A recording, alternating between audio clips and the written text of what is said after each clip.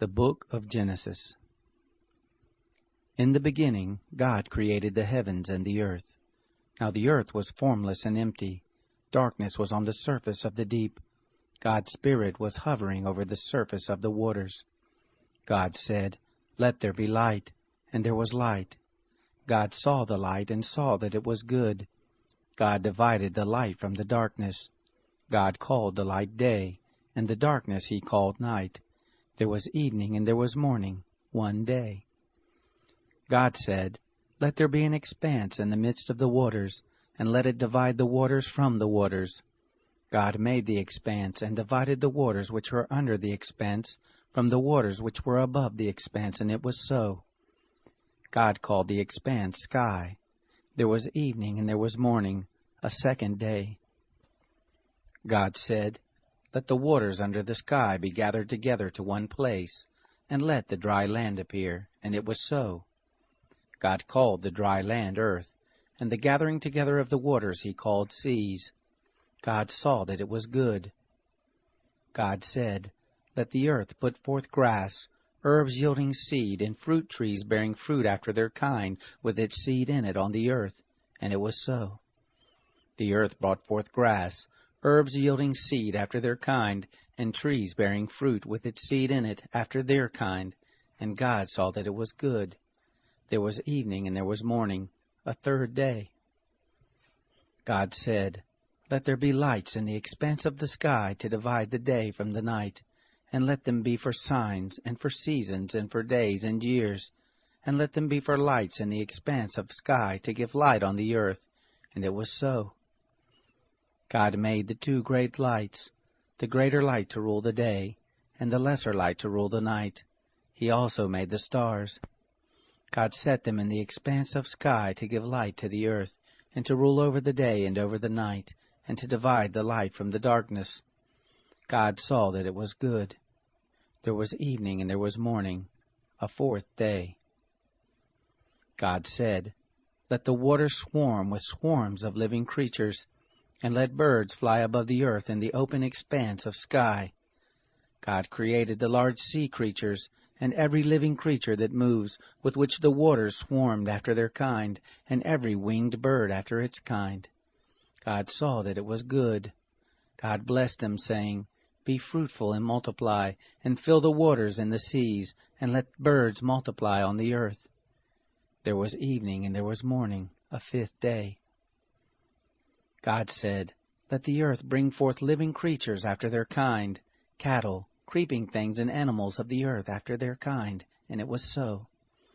God made the animals of the earth after their kind, and the cattle after their kind, and everything that creeps on the ground after its kind. God saw that it was good. God said, "Let us make man in our image, after our likeness, and let them have dominion over the fish of the sea, and over the birds of the sky, and over the cattle, and over all the earth, and over every creeping thing that creeps on the earth." God created man in his own image. In God's image he created him, male and female he created them. God blessed them. God said to them, "Be fruitful, multiply, fill the earth and subdue it. Have dominion over the fish of the sea, over the birds of the sky, and over every living thing that moves on the earth."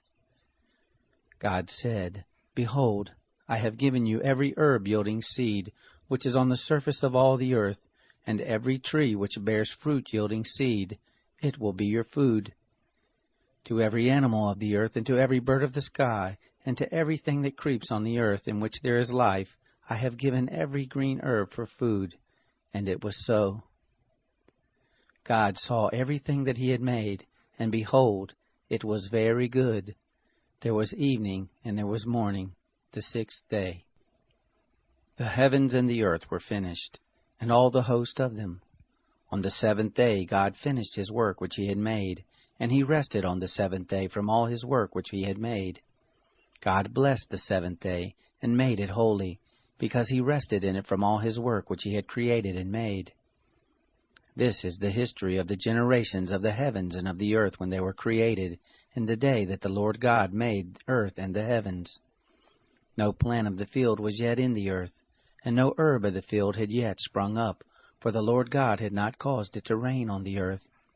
There was not a man to till the ground, but a mist went up from the earth and watered the whole surface of the ground. The Lord God formed man from the dust of the ground, and breathed into his nostrils the breath of life, and man became a living soul. The Lord God planted a garden eastward in Eden, and there he put the man whom he had formed. Out of the ground the Lord God made every tree to grow that is pleasant to the sight and good for food, the tree of life also in the midst of the garden, and the tree of the knowledge of good and evil. A river went out of Eden to water the garden, and from there it was parted, and became 4 heads. The name of the first is Pishon. This is the one which flows through the whole land of Havilah, where there is gold, and the gold of that land is good. There is aromatic resin and the onyx stone. The name of the second river is Gihon, the same river that flows through the whole land of Cush. The name of the third river is Hiddekel. This is the one which flows in front of Assyria. The fourth river is the Euphrates. The Lord God took the man and put him into the Garden of Eden to dress it and to keep it. The Lord God commanded the man, saying, Of every tree of the garden you may freely eat, but of the tree of the knowledge of good and evil you shall not eat of it, for in the day that you eat of it you will surely die. The Lord God said, It is not good that the man should be alone. I will make him a helper suitable for him.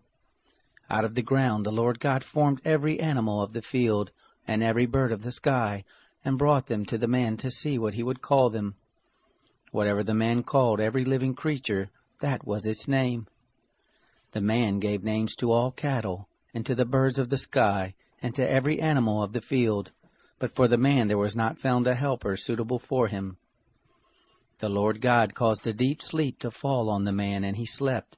And he took one of his ribs and closed up the flesh in its place. He made the rib which the Lord God had taken from the man into a woman, and brought her to the man. The man said, This is now bone of my bones, and flesh of my flesh. She will be called woman, because she was taken out of man. Therefore a man will leave his father and his mother, and will join with his wife, and they will be one flesh. They were both naked, the man and his wife, and were not ashamed. Now the serpent was more subtle than any animal of the field which the Lord God had made. He said to the woman, Yes, has God said, You shall not eat of any tree of the garden? The woman said to the serpent, Of the fruit of the trees of the garden we may eat, but of the fruit of the tree which is in the midst of the garden God has said, You shall not eat of it, neither shall you touch it, lest you die. The serpent said to the woman, You won't surely die. For God knows that in the day you eat it, your eyes will be opened, and you will be like God, knowing good and evil. When the woman saw that the tree was good for food, and that it was a delight to the eyes, and that the tree was to be desired to make one wise, she took of the fruit of it and ate. And she gave some to her husband with her, and he ate. Both of their eyes were opened, and they knew that they were naked. They sewed fig leaves together and made themselves aprons. They heard the voice of the Lord God walking in the garden in the cool of the day, and the man and his wife hid themselves from the presence of the Lord God among the trees of the garden. The Lord God called to the man and said to him, Where are you? The man said, I heard your voice in the garden, and I was afraid, because I was naked, and I hid myself. God said, Who told you that you were naked? Have you eaten from the tree that I commanded you not to eat from? The man said, The woman whom you gave to be with me, she gave me of the tree, and I ate. The Lord God said to the woman, What is this you have done? The woman said, The serpent deceived me, and I ate. The Lord God said to the serpent, Because you have done this, cursed are you above all cattle, and above every animal of the field. On your belly shall you go, and you shall eat dust all the days of your life. I will put enmity between you and the woman, and between your offspring and her offspring. He will bruise your head, and you will bruise his heel. To the woman he said, I will greatly multiply your pain in childbirth. In pain you will bring forth children. Your desire will be for your husband, and he will rule over you. To Adam he said, "Because you have listened to your wife's voice, and have eaten of the tree of which I commanded you, saying, 'You shall not eat of it,' cursed is the ground for your sake. In toil you will eat of it all the days of your life. Thorns also and thistles will it bring forth to you, and you will eat the herb of the field. By the sweat of your face you will eat bread, until you return to the ground, for out of it you were taken. For you are dust, and to dust you shall return."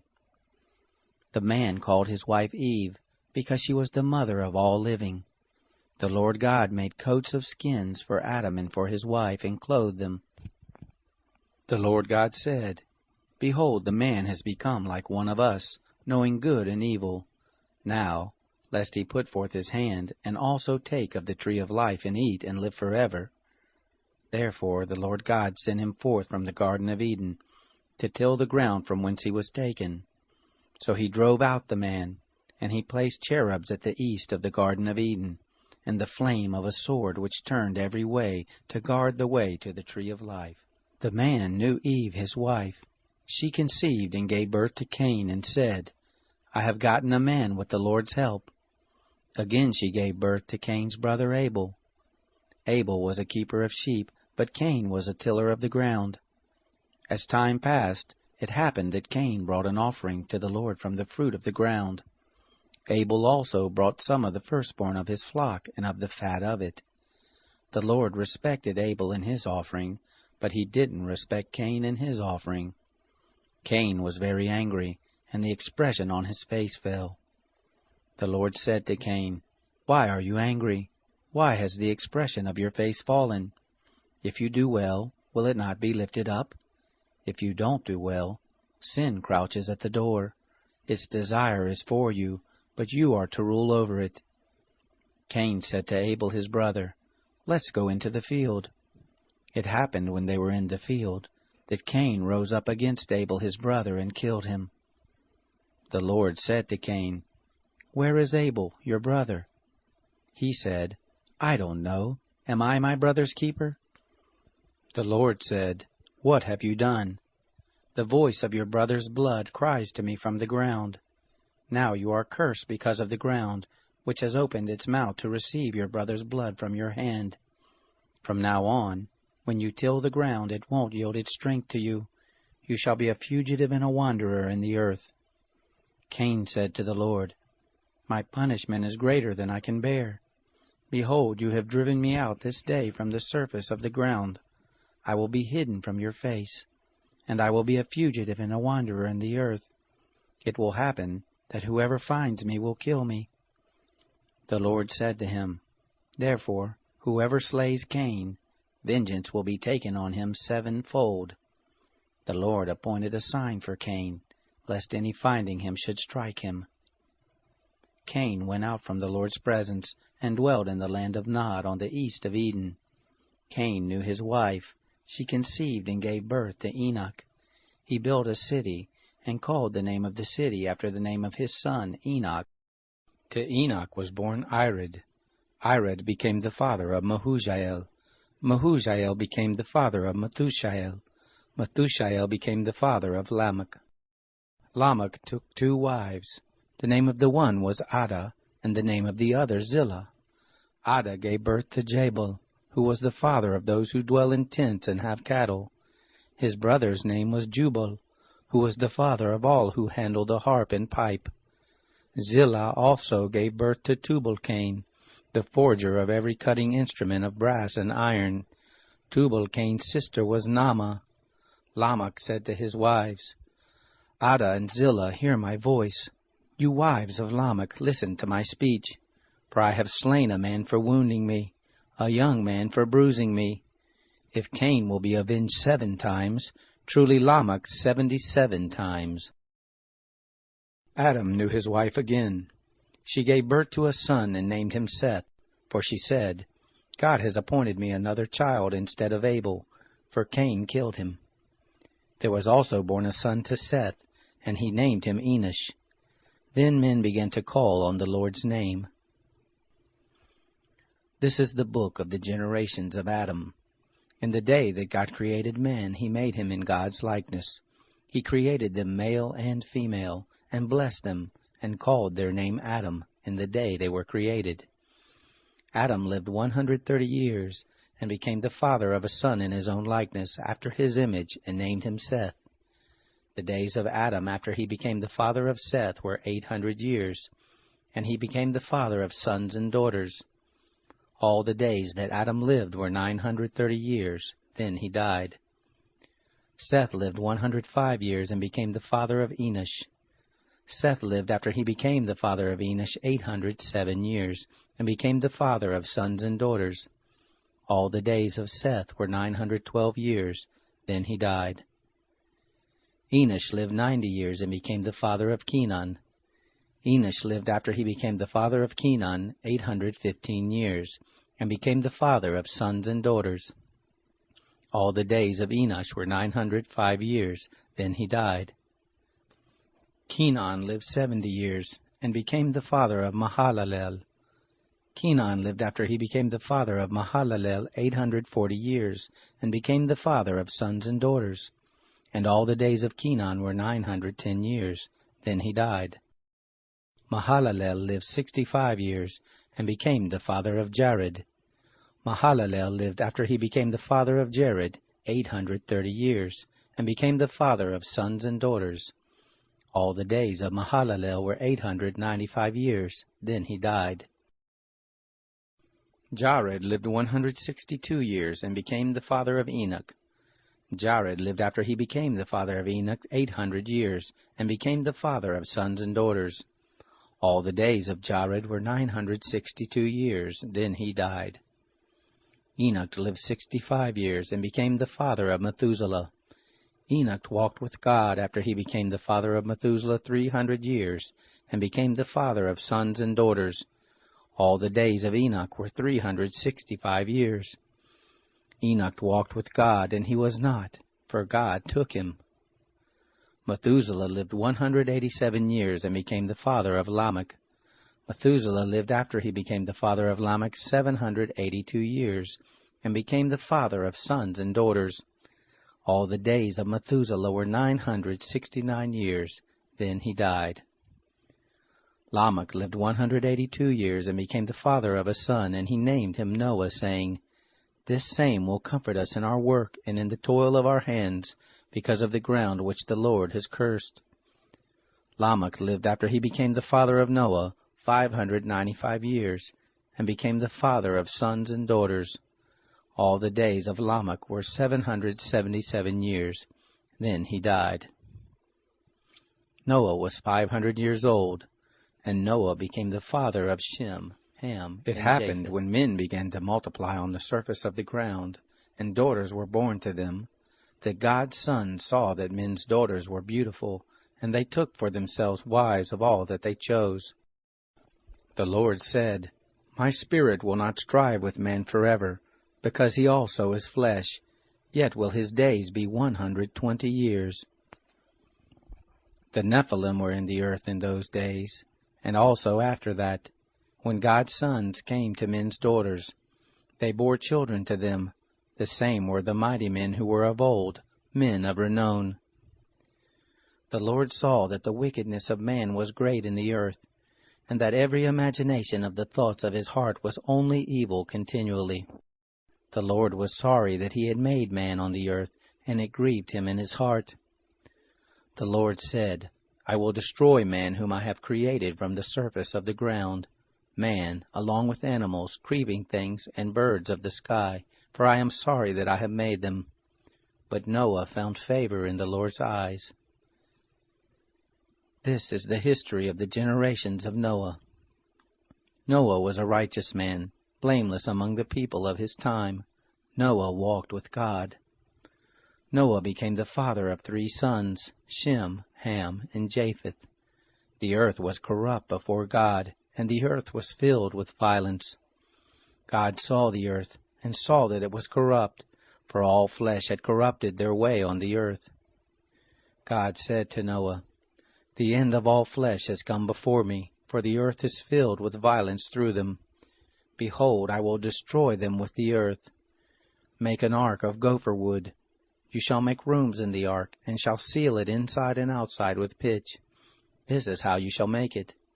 The length of the ark will be 300 cubits, the breadth of it 50 cubits, and the height of it 30 cubits. You shall make a roof in the ark, and to a cubit shall you finish it upward. You shall set the door of the ark in the side of it. You shall make it with lower, second, and third levels.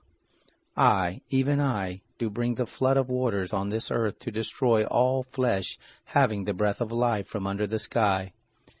Everything that is in the earth will die. But I will establish my covenant with you. You shall come into the ark, you, your sons, your wife, and your sons' wives with you. Of every living thing of all flesh, you shall bring 2 of every sort into the ark, to keep them alive with you. They shall be male and female.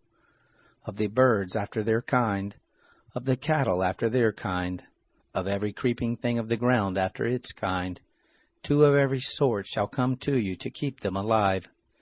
Take with you of all food that is eaten, and gather it to you, and it will be food for you and for them. Thus Noah did, according to all that God commanded him, so he did. The Lord said to Noah, Come with all of your household into the ark, for I have seen your righteousness before me in this generation. You shall take 7 pairs of every clean animal with you, the male and his female. Of the animals that are not clean, take 2, the male and his female. Also of the birds of the sky, 7 and 7, male and female, to keep seed alive on the surface of all the earth. In 7 days I will cause it to rain on the earth for 40 days and 40 nights. Every living thing that I have made I will destroy from the surface of the ground. Noah did everything that the Lord commanded him. Noah was 600 years old when the flood of waters came on the earth. Noah went into the ark with his sons, his wife, and his sons' wives, because of the waters of the flood. Clean animals, animals that are not clean, birds, and everything that creeps on the ground, went by pairs to Noah into the ark, male and female, as God commanded Noah. It happened after the 7 days that the waters of the flood came on the earth. In the 600th year of Noah's life, in the 2nd month, on the 17th day of the month, on the same day all the fountains of the great deep were burst open, and the sky's windows were opened. The rain was on the earth 40 days and 40 nights. In the same day Noah, and Shem, Ham, and Japheth, the sons of Noah, and Noah's wife, and the 3 wives of his sons with them, entered into the ark, they and every animal after its kind, all the cattle after their kind, every creeping thing that creeps on the earth after its kind, and every bird after its kind, every bird of every sort. They went to Noah into the ark by pairs of all flesh with the breath of life in them. Those who went in, male and female of all flesh, as God commanded him, and the Lord shut him in. The flood was 40 days on the earth. The waters increased and lifted up the ark, and it was lifted up above the earth. The waters prevailed and increased greatly on the earth, and the ark floated on the surface of the waters. The waters prevailed exceedingly on the earth. All the high mountains that were under the whole sky were covered. The waters prevailed 15 cubits upward, and the mountains were covered.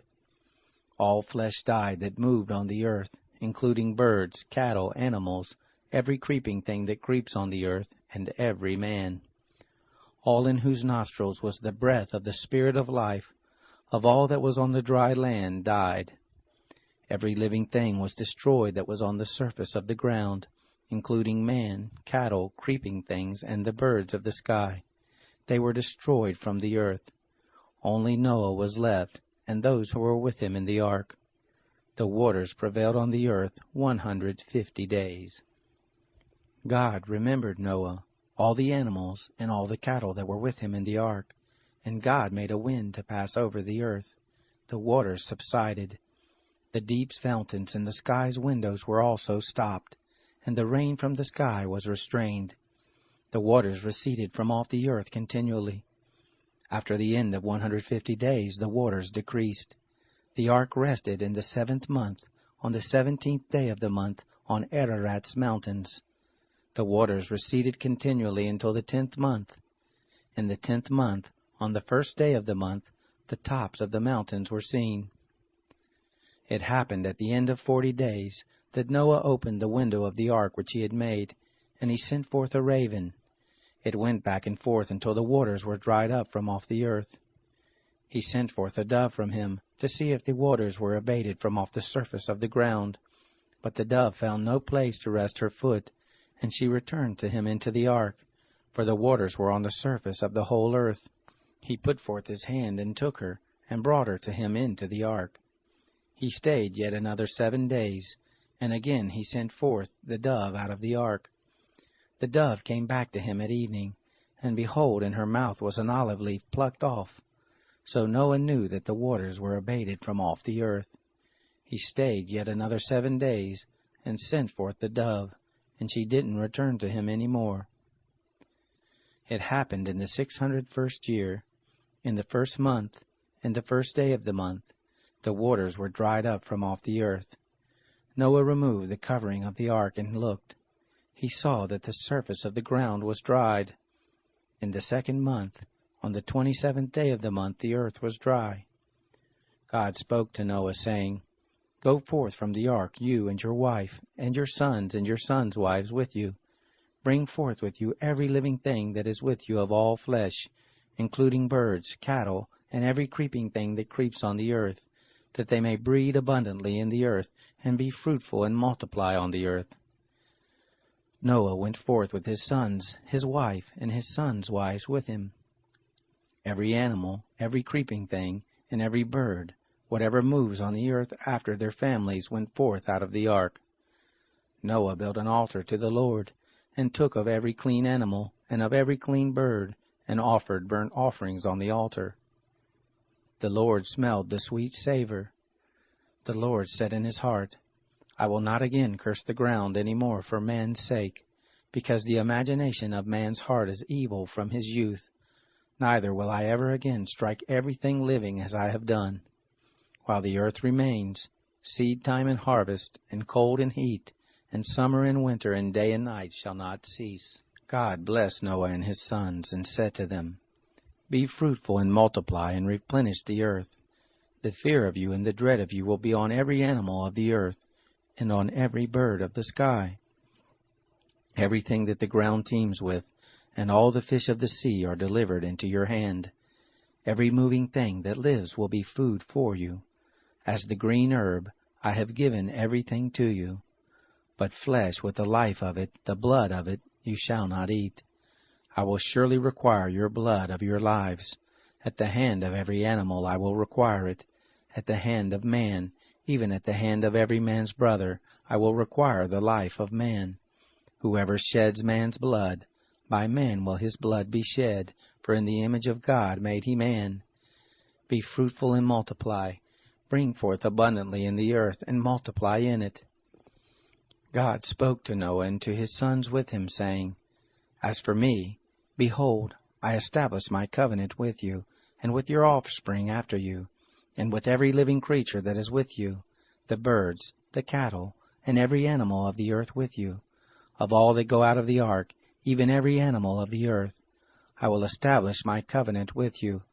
Neither will all flesh be cut off any more by the waters of the flood, neither will there any more be a flood to destroy the earth. God said, This is the token of the covenant which I make between me and you, and every living creature that is with you, for perpetual generations. I set my rainbow in the cloud, and it will be for a sign of a covenant between me and the earth. It will happen, when I bring a cloud over the earth, that the rainbow will be seen in the cloud, and I will remember my covenant, which is between me and you, and every living creature of all flesh, and the waters will no more become a flood to destroy all flesh. The rainbow will be in the cloud. I will look at it, that I may remember the everlasting covenant between God and every living creature of all flesh that is on the earth. God said to Noah, This is the token of the covenant which I have established between me and all flesh that is on the earth. The sons of Noah who went forth from the ark were Shem, Ham, and Japheth. Ham is the father of Canaan. These three were the sons of Noah, and from these the whole earth was populated. Noah began to be a farmer and planted a vineyard. He drank of the wine and got drunk. He was uncovered within his tent. Ham, the father of Canaan, saw the nakedness of his father and told his 2 brothers outside. Shem and Japheth took a garment and laid it on both their shoulders, went in backwards, and covered the nakedness of their father. Their faces were backwards, and they didn't see their father's nakedness. Noah awoke from his wine and knew what his youngest son had done to him. He said, "Cursed be Canaan. A servant of servants will he be to his brothers." He said, "Blessed be the Lord, the God of Shem. Let Canaan be his servant." God enlarged Japheth. Let him dwell in the tents of Shem. Let Canaan be his servant. Noah lived 350 years after the flood. All the days of Noah were 950 years. Then he died. Now this is the history of the generations of the sons of Noah, and of Shem, Ham, and Japheth. Sons were born to them after the flood. The sons of Japheth: Gomer, Magog, Madai, Javan, Tubal, Meshech, and Tiras. The sons of Gomer: Ashkenaz, Riphath, and Togarmah. The sons of Javan: Elisha, Tarshish, Kittim, and Dodanim. Of these were the isles of the nations divided in their lands, every one after his language, after their families in their nations. The sons of Ham: Cush, Mizraim, Put, and Canaan. The sons of Cush: Seba, Havilah, Sabta, Rama, and Sabteka. The sons of Rama: Sheba and Dedan. Cush became the father of Nimrod. He began to be a mighty one in the earth. He was a mighty hunter before the Lord. Therefore it is said, like Nimrod, a mighty hunter before the Lord. The beginning of his kingdom was Babel, Erech, Akkad, and Calneh in the land of Shinar. Out of that land he went forth into Assyria and built Nineveh, Rehoboth, Ir, Calah, and Resen between Nineveh and Calah. The same is the great city. Mizraim became the father of Ludum, Anamim, Lehabim, and Naphtuhim, Pathrusim, Casluhim, which the Philistines descended from, and Caphtorim. Canaan became the father of Sidon, his firstborn, Heth, the Jebusite, the Amorite, the Girgashite, the Hivite, the Archite, the Sinite, the Arvadite, the Zemarite, and the Hamathite. Afterward the families of the Canaanites were spread abroad. The border of the Canaanites was from Sidon, as you go toward Gerar to Gaza, as you go toward Sodom, Gomorrah, Admah, and Zeboim to Lasha. These are the sons of Ham, after their families, after their languages, in their lands, in their nations. To Shem, the father of all the children of Eber, the elder brother of Japheth, to him also were born children. The sons of Shem: Elam, Asher, Arpachshad, Lud, and Aram. The sons of Aram: Uz, Hul, Gether, and Mash. Arpachshad became the father of Shelah. Shelah became the father of Eber. To Eber were born 2 sons. The name of the one was Peleg, for in his days was the earth divided. His brother's name was Joktan. Joktan became the father of Almodad, Sheleph, Hazmarpheth, Jerah, Hadoram, Usal, Dikla, Obal, Abimael, Sheba, Ophir, Havilah, and Jobab. All these were the sons of Joktan. Their dwelling was from Misha, as you go toward Sephar, the mountain of the east. These are the sons of Shem, after their families, after their languages, in their lands, after their nations. These are the families of the sons of Noah, after their generations in their nations. Of these were the nations divided in the earth after the flood. The whole earth was of one language and of one speech. It happened, as they traveled east, that they found a plain in the land of Shinar, and they lived there. They said one to another, "Come, let's make brick, and burn them thoroughly." They had brick for stone, and they used tar for mortar. They said, "Come, let's build us a city and a tower, whose top reaches to the sky, and let's make us a name, lest we be scattered abroad on the surface of the whole earth." The Lord came down to see the city and the tower which the children of men built. The Lord said, Behold, they are one people, and they have all one language, and this is what they begin to do. Now nothing will be withheld from them which they intend to do. Come, let's go down, and there confuse their language, that they may not understand one another's speech. So the Lord scattered them abroad from there on the surface of all the earth. They stopped building the city. Therefore the name of it was called Babel, because the Lord confused the language of all the earth there. From there the Lord scattered them abroad on the surface of all the earth. This is the history of the generations of Shem. Shem was 100 years old, and became the father of Arpachshad 2 years after the flood. Shem lived after he became the father of Arpachshad 500 years, and became the father of sons and daughters. Arpachshad lived 35 years, and became the father of Shelah. Arpachshad lived after he became the father of Shelah 403 years, and became the father of sons and daughters. Shelah lived 30 years, and became the father of Eber. And Shelah lived after he became the father of Eber 403 years, and became the father of sons and daughters. Eber lived 34 years, and became the father of Peleg.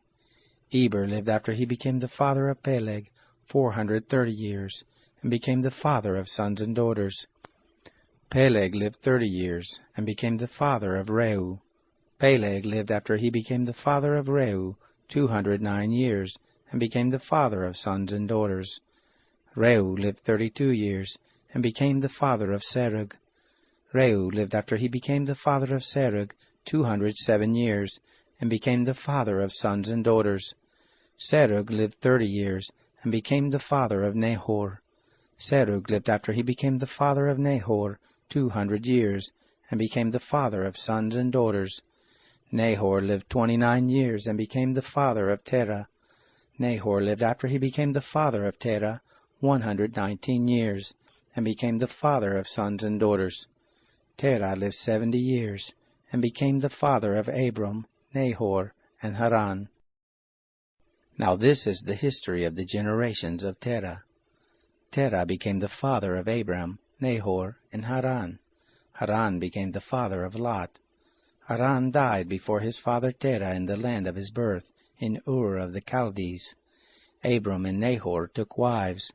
The name of Abram's wife was Sarai, and the name of Nahor's wife Milcah, the daughter of Haran, who was also the father of Iscah. Sarai was barren. She had no child. Terah took Abram his son, Lot the son of Haran his son's son, and Sarai his daughter-in-law, his son Abram's wife. They went forth from Ur of the Chaldees to go into the land of Canaan. They came to Haran and lived there. The days of Terah were 205 years. Terah died in Haran. Now the Lord said to Abram, Get out of your country, and from your relatives, and from your father's house, to the land that I will show you. I will make of you a great nation. I will bless you, and make your name great. You will be a blessing. I will bless those who bless you, and I will curse him who curses you. In you will all the families of the earth be blessed. So Abram went as the Lord had spoken to him. Lot went with him. Abram was 75 years old when he departed out of Haran. Abram took Sarai his wife, Lot his brother's son, all their substance that they had gathered, and the souls who they had gotten in Haran, and they went forth to go into the land of Canaan, and into the land of Canaan they came. Abram passed through the land to the place of Shechem, to the oak of Moreh. The Canaanite was then in the land. The Lord appeared to Abram and said, I will give this land to your seed. He built an altar there to the Lord who appeared to him. He left from there to the mountain on the east of Bethel, and pitched his tent, having Bethel on the west, and Ai on the east. There he built an altar to the Lord, and called on the name of the Lord. Abram traveled, going on still toward the south. There was a famine in the land. Abram went down into Egypt to live as a foreigner there, for the famine was sore in the land. It happened, when he was come near to enter into Egypt, that he said to Sarai his wife, See now, I know that you are a beautiful woman to look on. It will happen, when the Egyptians will see you, that they will say, 'This is his wife.' They will kill me, but they will save you alive. Please say that you are my sister, that it may be well with me for your sake, and that my soul may live because of you." It happened that when Abram had come into Egypt, the Egyptians saw that the woman was very beautiful. The princes of Pharaoh saw her and praised her to Pharaoh, and the woman was taken into Pharaoh's house. He dealt well with Abram for her sake.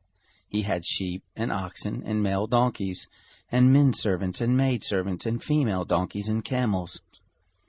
The Lord plagued Pharaoh and his house with great plagues because of Sarai, Abram's wife. Pharaoh called Abram and said, "What is this that you have done to me? Why didn't you tell me that she was your wife? Why did you say, 'She is my sister,' so that I took her to be my wife? Now, therefore, see your wife, take her and go your way."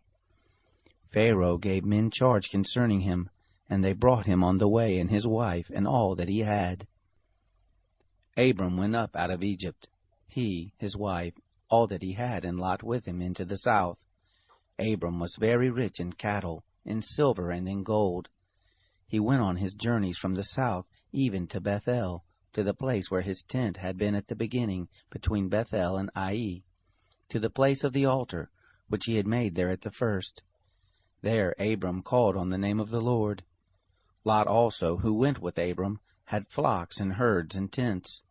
The land was not able to bear them, that they might live together, for their substance was great, so that they could not live together.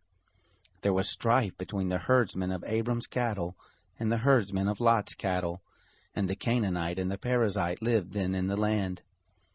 Abram said to Lot, "Please, let there be no strife between me and you, and between my herdsmen and your herdsmen, for we are relatives. Isn't the whole land before you? Please separate yourself from me. If you go to the left hand, then I will go to the right, or if you go to the right hand, then I will go to the left."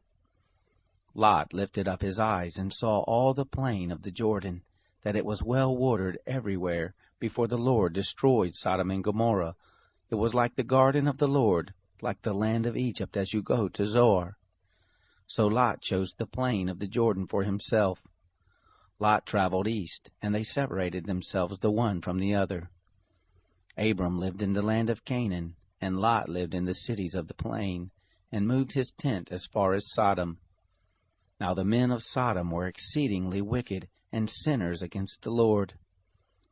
The Lord said to Abram, after Lot was separated from him, "Now lift up your eyes and look from the place where you are, northward and southward, and eastward and westward. For all the land which you see I will give to you, and to your offspring forever. I will make your offspring as the dust of the earth, so that if a man can number the dust of the earth, then your seed may also be numbered. Arise, walk through the land in the length of it, and in the breadth of it, for I will give it to you." Abram moved his tent and came and lived by the oaks of Mamre, which are in Hebron, and built an altar there to the Lord.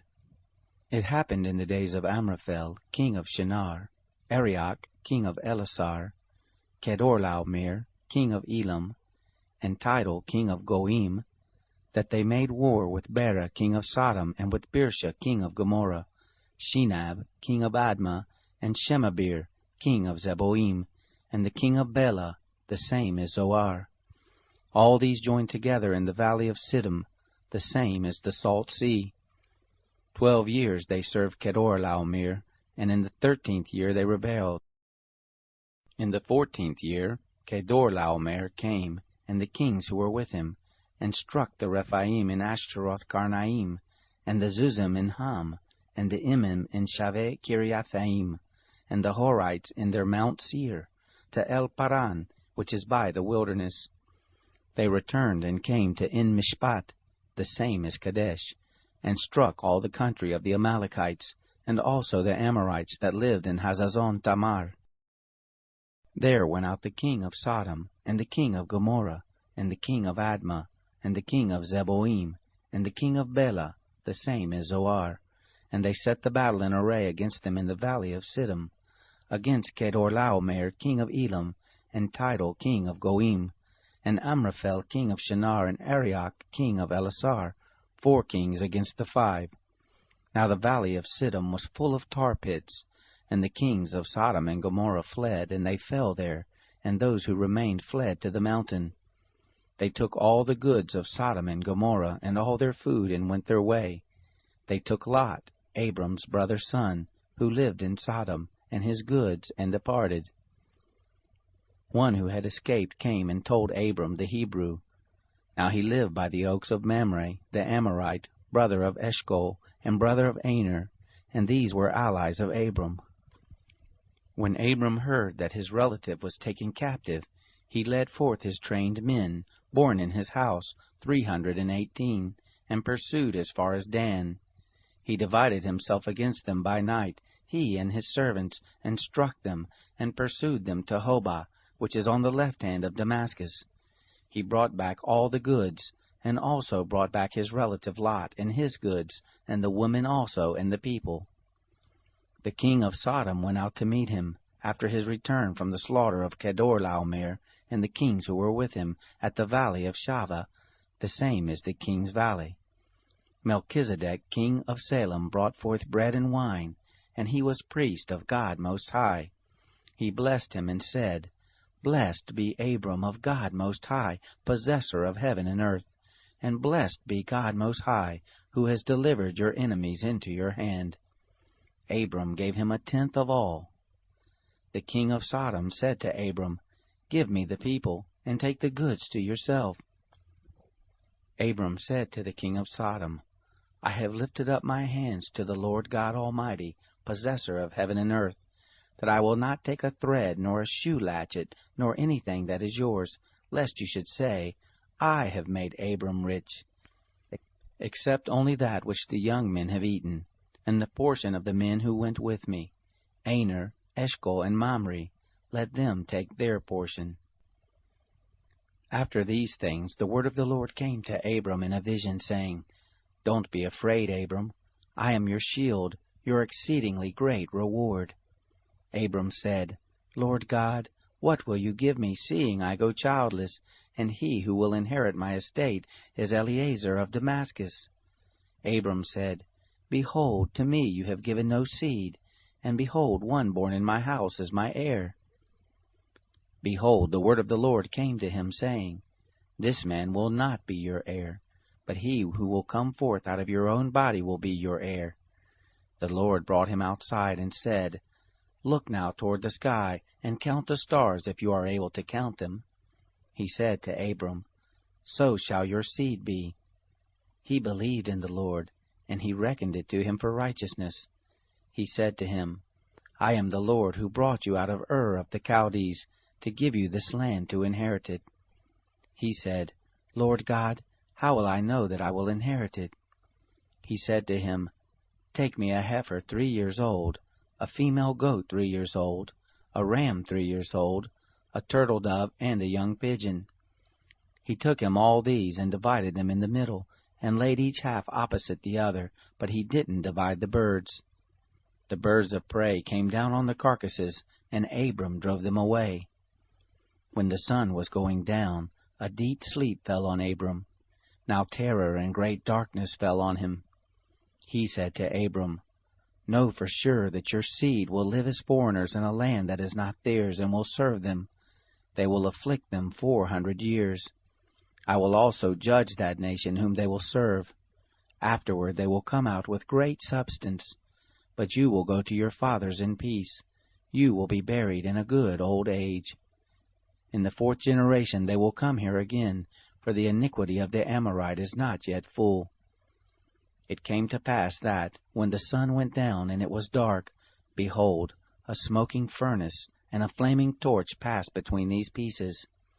In that day the Lord made a covenant with Abram, saying, To your seed have I given this land, from the river of Egypt to the great river, the river Euphrates, the Kenites, the Kenizzites, the Cadmonites, the Hittites, the Perizzites, the Rephaim, the Amorites, the Canaanites, the Girgashites, and the Jebusites.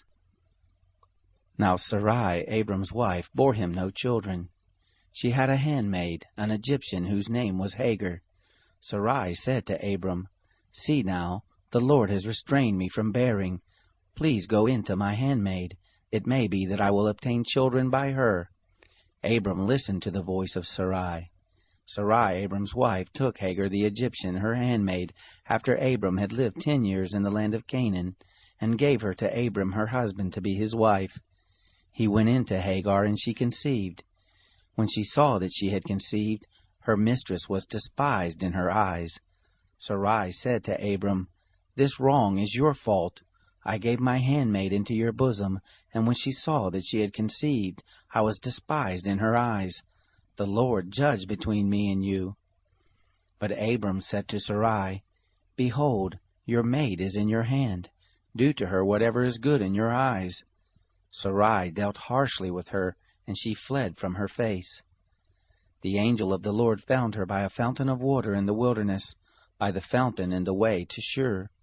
He said, "Hagar, Sarai's handmaid, where did you come from? Where are you going?" She said, "I am fleeing from the face of my mistress Sarai." The angel of the Lord said to her, "Return to your mistress and submit yourself under her hands." The angel of the Lord said to her, "I will greatly multiply your seed, and they will not be numbered for multitude." The angel of the Lord said to her, "Behold, you are with child, and will bear a son. You shall call his name Ishmael, because the Lord has heard your affliction. He will be like a wild donkey among men. His hand will be against every man, and every man's hand against him. He will live opposite all of his brothers." She called the name of the Lord, who spoke to her, "You are a God who sees." For she said, "Have I even stayed alive after seeing him?" Therefore the well was called Beer Lahai Roi. Behold, it is between Kadesh and Bered. Hagar bore a son for Abram. Abram called the name of his son, whom Hagar bore, Ishmael.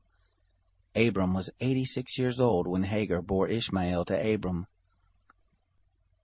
When Abram was 99 years old, the Lord appeared to Abram and said to him, "I am God Almighty. Walk before me and be blameless. I will make my covenant between me and you, and will multiply you exceedingly." Abram fell on his face.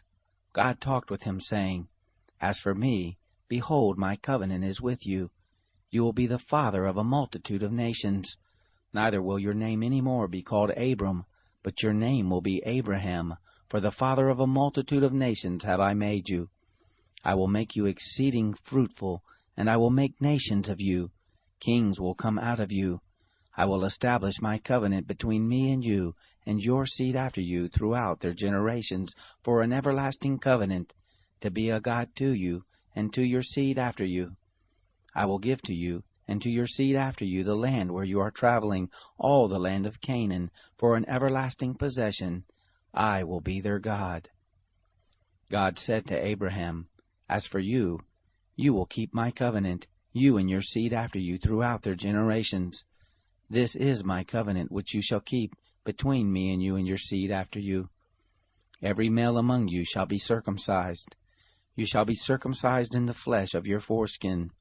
It will be a token of a covenant between me and you. He who is 8 days old will be circumcised among you. Every male throughout your generations, he who is born in the house, or bought with money of any foreigner who is not of your seed. He who is born in your house, and he who is brought with your money must be circumcised. My covenant will be in your flesh for an everlasting covenant. The uncircumcised male who is not circumcised in the flesh of his foreskin, that soul shall be cut off from his people. He has broken my covenant." God said to Abraham, "As for Sarai your wife, you shall not call her name Sarai, but her name will be Sarah. I will bless her, and moreover I will give you a son by her. Yes, I will bless her, and she will be a mother of nations. Kings of peoples will come from her." Then Abraham fell on his face and laughed, and said in his heart, "Will a child be born to him who is 100 years old? Will Sarah, who is 90 years old, give birth?" Abraham said to God, "Oh, that Ishmael might live before you." God said, "No, but Sarah your wife will bear you a son. You shall call his name Isaac. I will establish my covenant with him for an everlasting covenant for his seed after him. As for Ishmael, I have heard you. Behold, I have blessed him, and will make him fruitful, and will multiply him exceedingly. He will become the father of 12 princes, and I will make him a great nation. But my covenant I will establish with Isaac, whom Sarah will bear to you at this time next year." When he had finished talking with him, God went up from Abraham. Abraham took Ishmael his son, all who were born in his house, and all who were bought with his money, every male among the men of Abraham's house, and circumcised the flesh of their foreskin in the same day, as God had said to him. Abraham was 99 years old when he was circumcised in the flesh of his foreskin. Ishmael his son was 13 years old when he was circumcised in the flesh of his foreskin. In the same day both Abraham and Ishmael his son were circumcised. All the men of his house, those born in the house, and those bought with money of a foreigner, were circumcised with him. The Lord appeared to him by the oaks of Mamre, as he sat in the tent door in the heat of the day. He lifted up his eyes and looked, and saw that 3 men stood opposite him. When he saw them, he ran to meet them from the tent door, and bowed himself to the earth, and said, "My Lord, if now I have found favor in your sight, please don't go away from your servant. Now let a little water be fetched. Wash your feet and rest yourselves under the tree. I will get a morsel of bread, so you can refresh your heart. After that you may go your way, now that you have come to your servant." They said, "Very well, do as you have said." Abraham hurried into the tent to Sarah and said, "Quickly make ready 3 measures of fine meal. Mix it and make cakes." Abraham ran to the herd and fetched a tender and good calf and gave it to the servant. He hurried to dress it. He took butter, milk, and the calf which he had dressed, and set it before them. He stood by them under the tree, and they ate. They said to him, "Where is Sarah, your wife?" He said, "See, in the tent." He said, "I will certainly return to you when the season comes round. Behold, Sarah your wife will have a son." Sarah heard in the tent door which was behind him. Now Abraham and Sarah were old, well advanced in age. It had ceased to be with Sarah after the manner of women. Sarah laughed within herself, saying, "After I have grown old, will I have pleasure, my Lord being old also?" The Lord said to Abraham, "Why did Sarah laugh, saying, 'Will I really bear a child, yet I am old?' Is anything too hard for the Lord? At the set time I will return to you, when the season comes round, and Sarah will have a son." Then Sarah denied, saying, "I didn't laugh," for she was afraid. He said, "No, but you did laugh." The men rose up from there and looked toward Sodom. Abraham went with them to see them on their way. The Lord said, "Will I hide from Abraham that which I do? Seeing that Abraham has surely become a great and mighty nation, and all the nations of the earth will be blessed in him. For I have known him, to the end that he may command his children and his household after him, that they may keep the way of the Lord, to do righteousness and justice, to the end that the Lord may bring on Abraham that which he has spoken of him." The Lord said, "Because the cry of Sodom and Gomorrah is great, and because their sin is very grievous, I will go down now and see whether they have done altogether according to the cry of it, which is come to me. If not, I will know." The men turned from there and went toward Sodom, but Abraham stood yet before the Lord. Abraham drew near and said, "Will you consume the righteous with the wicked? What if there are 50 righteous within the city? Will you consume and not spare the place for the 50 righteous who are therein? Be it far from you to do things like that, to kill the righteous with the wicked, that so the righteous should be as the wicked. May that be far from you. Shouldn't the judge of all the earth do right?" The Lord said, "If I find in Sodom 50 righteous within the city, then I will spare all the place for their sake." Abraham answered, "See now, I have taken it on myself to speak to the Lord, who am but dust and ashes. What if there lack 5 of the 50 righteous? Will you destroy all the city for lack of 5? He said, I will not destroy it if I find 45 there. He spoke to him yet again and said, What if there are 40 found there? He said, I will not do it for the 40's sake. He said, Oh, don't let the Lord be angry, and I will speak. What if there are found 30 there? He said, I will not do it if I find 30 there. He said, See now, I have taken it on myself to speak to the Lord. What if there are 20 found there? He said, I will not destroy it for the 20's sake. He said, Oh, don't let the Lord be angry, and I will speak yet but this once. What if 10 are found there? He said, I will not destroy it for the 10's sake. The Lord went his way as soon as he had finished communing with Abraham, and Abraham returned to his place. The 2 angels came to Sodom at evening. Lot sat in the gate of Sodom. Lot saw them and rose up to meet them. He bowed himself with his face to the earth, and he said, See now, my lords, please turn aside into your servant's house. Stay all night, wash your feet, and you will rise up early and go on your way. They said, No, but we will stay in the streets all night. He urged them greatly, and they came in with him and entered into his house. He made them a feast and baked unleavened bread, and they ate. But before they lay down, the men of the city, the men of Sodom, surrounded the house, both young and old, all the people from every quarter. They called to Lot and said to him, Where are the men who came in to you this night? Bring them out to us, that we may have sex with them. Lot went out to them to the door and shut the door after him. He said, Please, my brothers, don't act so wickedly.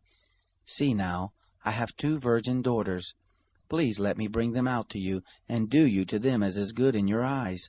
Only don't do anything to these men, because they have come under the shadow of my roof. They said, Stand back. They said, This fellow came in to live as a foreigner, and he appoints himself a judge. Now we will deal worse with you than with them.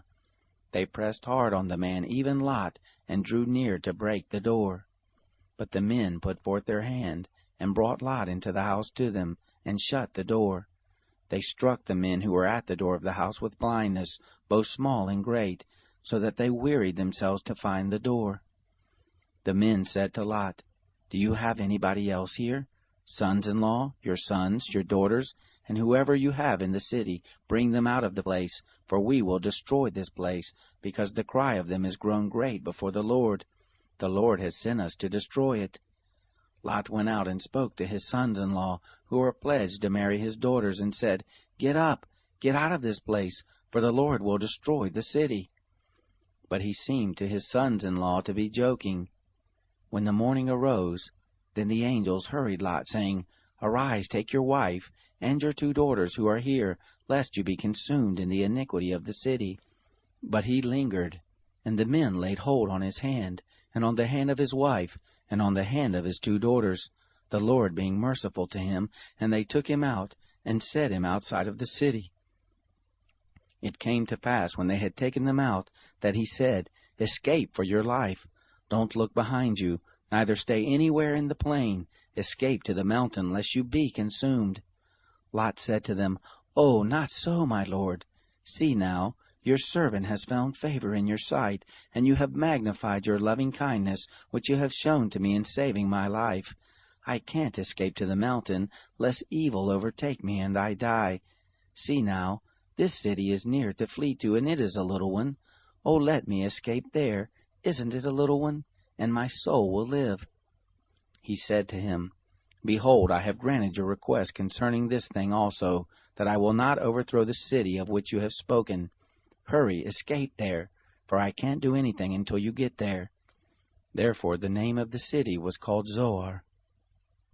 The sun was risen on the earth when Lot came to Zoar. Then the Lord rained on Sodom and on Gomorrah sulfur and fire from the Lord out of the sky. He overthrew those cities, all the plain, all the inhabitants of the cities, and that which grew on the ground. But his wife looked back from behind him, and she became a pillar of salt.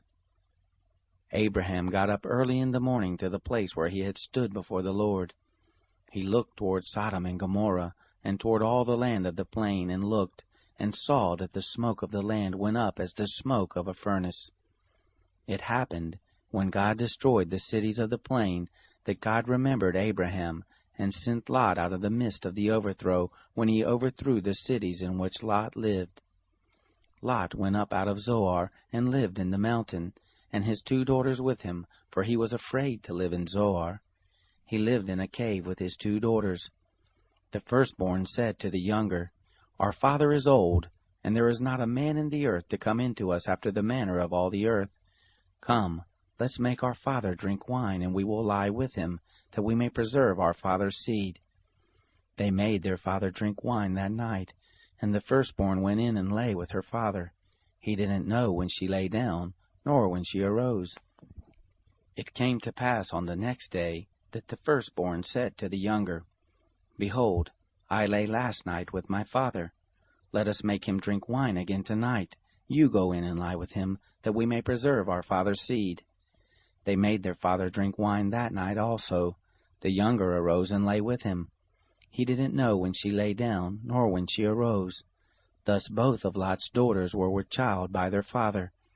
The firstborn bore a son, and named him Moab. The same is the father of the Moabites to this day.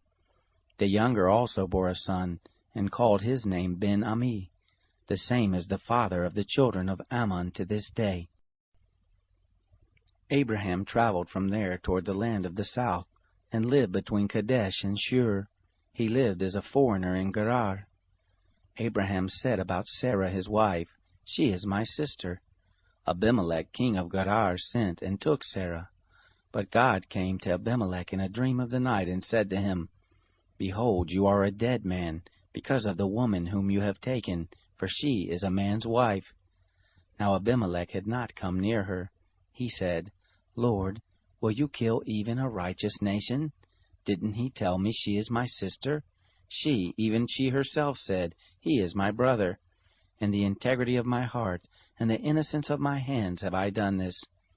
God said to him in the dream, Yes, I know that in the integrity of your heart you have done this, and I also withheld you from sinning against me. Therefore I didn't allow you to touch her.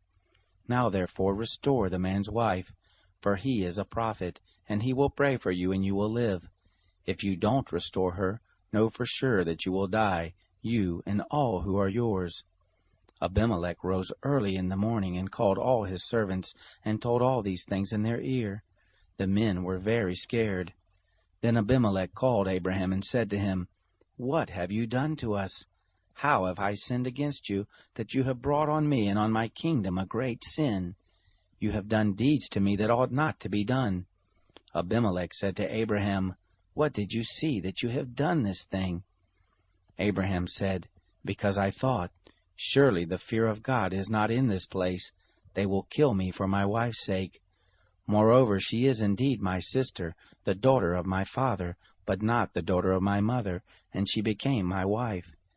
It happened, when God caused me to wander from my father's house, that I said to her, This is your kindness which you shall show to me. Everywhere that we go, say of me, He is my brother.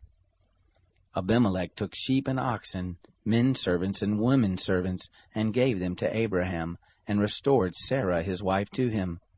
Abimelech said, Behold, my land is before you, dwell where it pleases you. To Sarah he said, Behold, I have given your brother 1,000 pieces of silver. Behold, it is for you a covering of the eyes to all that are with you. In front of all you are vindicated. Abraham prayed to God. God healed Abimelech and his wife, and his maidservants, and they bore children. For the Lord had closed up tight all the wombs of the house of Abimelech, because of Sarah, Abraham's wife. The Lord visited Sarah as he had said, and the Lord did to Sarah as he had spoken. Sarah conceived, and bore Abraham a son in his old age, at the set time of which God had spoken to him.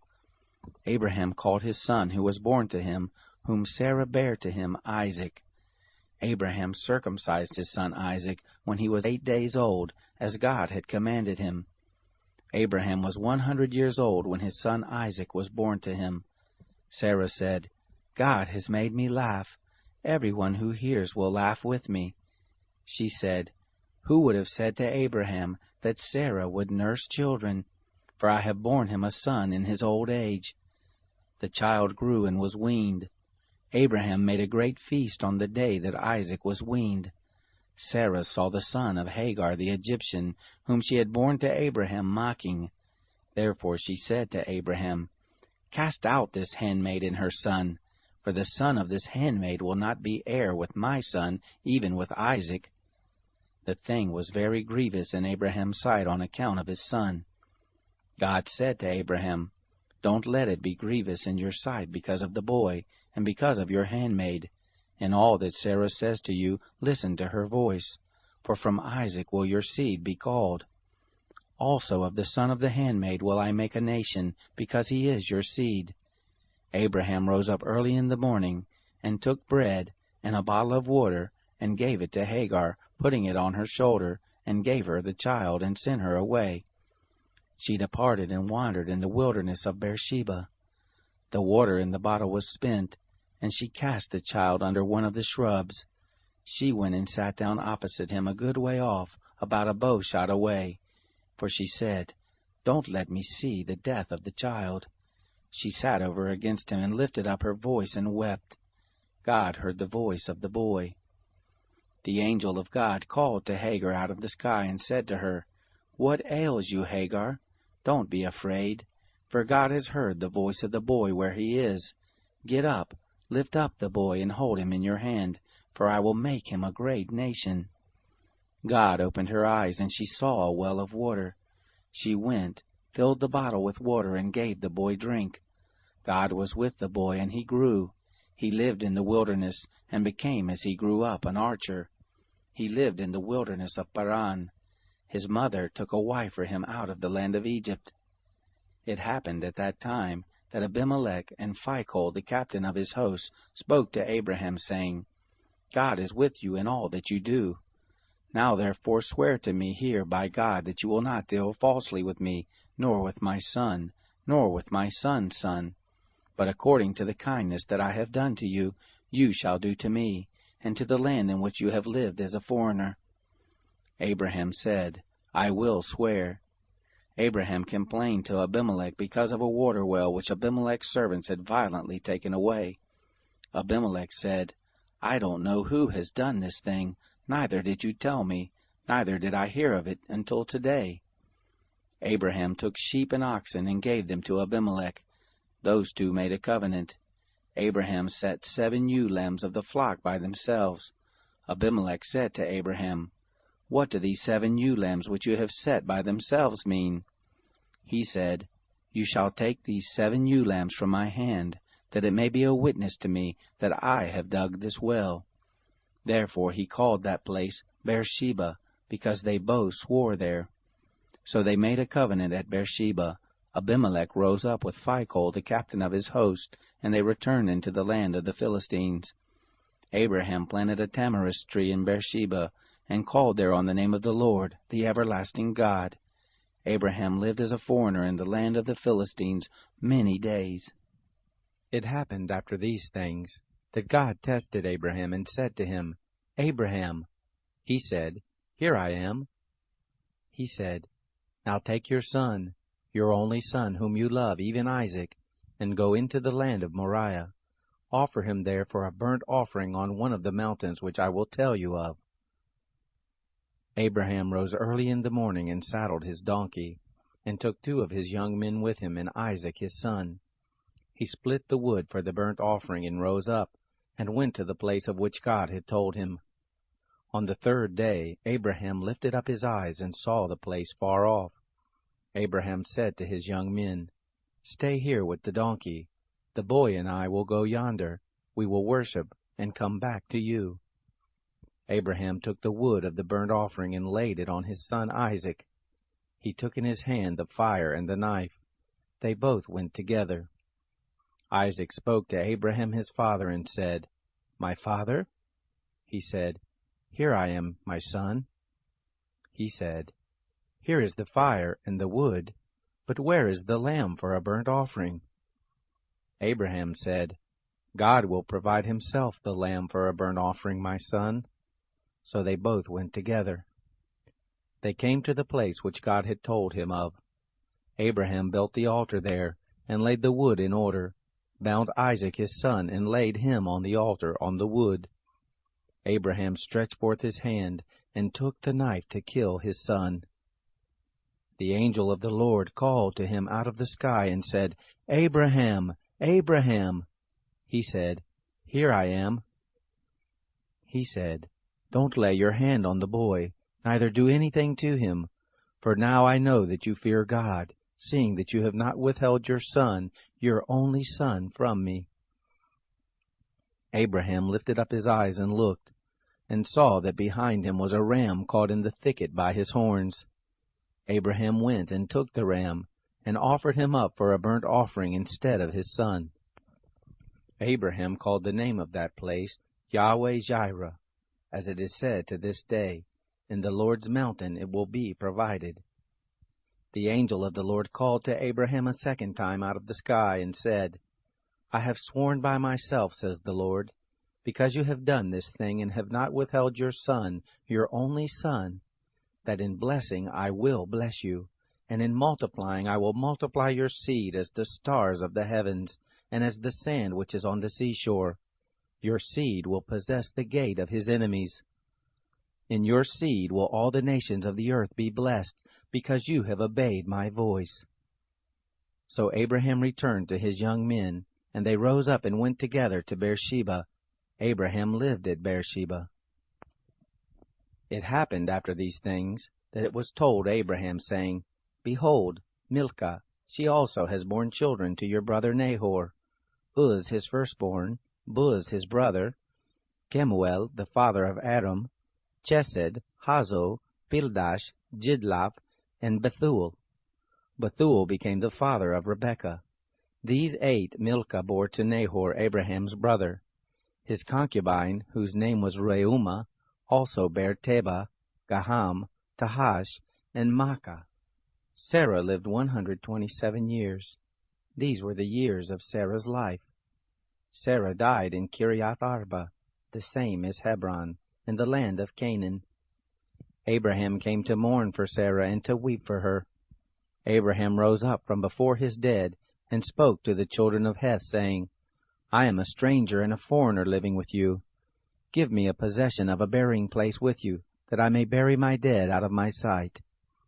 The children of Heth answered Abraham, saying to him, Hear us, my lord. You are a prince of God among us. In the choice of our tombs bury your dead. None of us will withhold from you his tomb, but that you may bury your dead. Abraham rose up and bowed himself to the people of the land, even to the children of Heth. He talked with them, saying, If it be your mind that I should bury my dead out of my sight, hear me, and entreat for me to Ephron the son of Zohar, that he may give me the cave of Machpelah, which he has, which is in the end of his field. For the full price let him give it to me in the midst of you for a possession of a burying place. Now Ephron was sitting in the midst of the children of Heth. Ephron the Hittite answered Abraham in the hearing of the children of Heth, even of all who went in at the gate of his city, saying, No, my lord, hear me. I give you the field, and I give you the cave that is in it. In the presence of the children of my people I give it to you. Bury your dead. Abraham bowed himself down before the people of the land. He spoke to Ephron in the audience of the people of the land, saying, But if you will, please hear me. I will give the price of the field. Take it from me, and I will bury my dead there. Ephron answered Abraham, saying to him, My lord, listen to me. What is a piece of land worth 400 shekels of silver between me and you? Therefore bury your dead. Abraham listened to Ephron. Abraham weighed to Ephron the silver which he had named in the audience of the children of Heth, 400 shekels of silver, according to the current merchant standard. So the field of Ephron, which was in Machpelah, which was before Mamre, the field, the cave which was therein, and all the trees that were in the field, that were in all the border of it round about, were made sure to Abraham for a possession in the presence of the children of Heth, before all who went in at the gate of his city. After this, Abraham buried Sarah his wife in the cave of the field of Machpelah before Mamre, the same as Hebron, in the land of Canaan. The field and the cave that is therein were made sure to Abraham for a possession of a burying place by the children of Heth. Abraham was old and well stricken in age. The Lord had blessed Abraham in all things. Abraham said to his servant, the elder of his house who ruled over all that he had, "Please put your hand under my thigh. I will make you swear by the Lord, the God of heaven and the God of the earth, that you shall not take a wife for my son of the daughters of the Canaanites among whom I live. But you shall go to my country and to my relatives, and take a wife for my son Isaac." The servant said to him, "What if the woman isn't willing to follow me to this land? Must I bring your son again to the land you came from?" Abraham said to him, "Beware that you don't bring my son there again. The Lord, the God of heaven, who took me from my father's house and from the land of my birth, who spoke to me and who swore to me, saying, 'I will give this land to your seed,' He will send His angel before you, and you shall take a wife for my son from there. If the woman isn't willing to follow you, then you shall be clear from this my oath. Only you shall not bring my son there again." The servant put his hand under the thigh of Abraham his master, and swore to him concerning this matter. The servant took 10 camels of his master's camels, and departed, having all goodly things of his master's in his hand. He arose and went to Mesopotamia, to the city of Nahor. He made the camels kneel down outside the city by the well of water at the time of evening, the time that women go out to draw water. He said, "Lord, the God of my master Abraham, please give me success this day, and show kindness to my master Abraham. Behold, I am standing by the spring of water. The daughters of the men of the city are coming out to draw water. Let it happen that the young lady to whom I will say, 'Please let down your pitcher that I may drink,' she will say, 'Drink, and I will also give your camels a drink.' Let the same be she who you have appointed for your servant Isaac. Thereby will I know that you have shown kindness to my master." It happened, before he had done speaking, that behold, Rebekah came out, who was born to Bethuel the son of Milcah, the wife of Nahor, Abraham's brother, with a pitcher on her shoulder. The young lady was very beautiful to look at, a virgin, neither had any man known her. She went down to the spring, filled her pitcher, and came up. The servant ran to meet her and said, "Please give me a drink, a little water from your pitcher." She said, "Drink, my lord." She hurried and let down her pitcher on her hand and gave him drink. When she had done giving him drink, she said, "I will also draw for your camels until they have done drinking." She hurried and emptied her pitcher into the trough, and ran again to the well to draw, and drew for all his camels. The man looked steadfastly at her, holding his peace, to know whether the Lord had made his journey prosperous or not. It happened, as the camels had done drinking, that the man took a golden ring of 1/2 a shekel weight, and 2 bracelets for her hands of 10 shekels weight of gold, and said, "Whose daughter are you? Please tell me. Is there room in your father's house for us to lodge in?" She said to him, "I am the daughter of Bethuel, the son of Milcah, whom she bore to Nahor." She said moreover to him, "We have both straw and provender enough, and room to lodge in."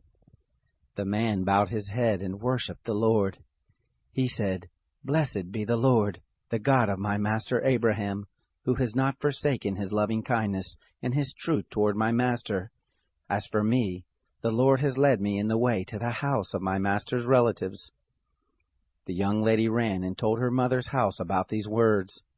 Rebekah had a brother, and his name was Laban. Laban ran out to the man, to the spring. It happened when he saw the ring and the bracelets on his sister's hands, and when he heard the words of Rebekah his sister, saying, "This is what the man said to me," that he came to the man. Behold, he was standing by the camels at the spring. He said, "Come in, you blessed of the Lord. Why do you stand outside? For I have prepared the house and room for the camels." The man came into the house, and he unloaded the camels.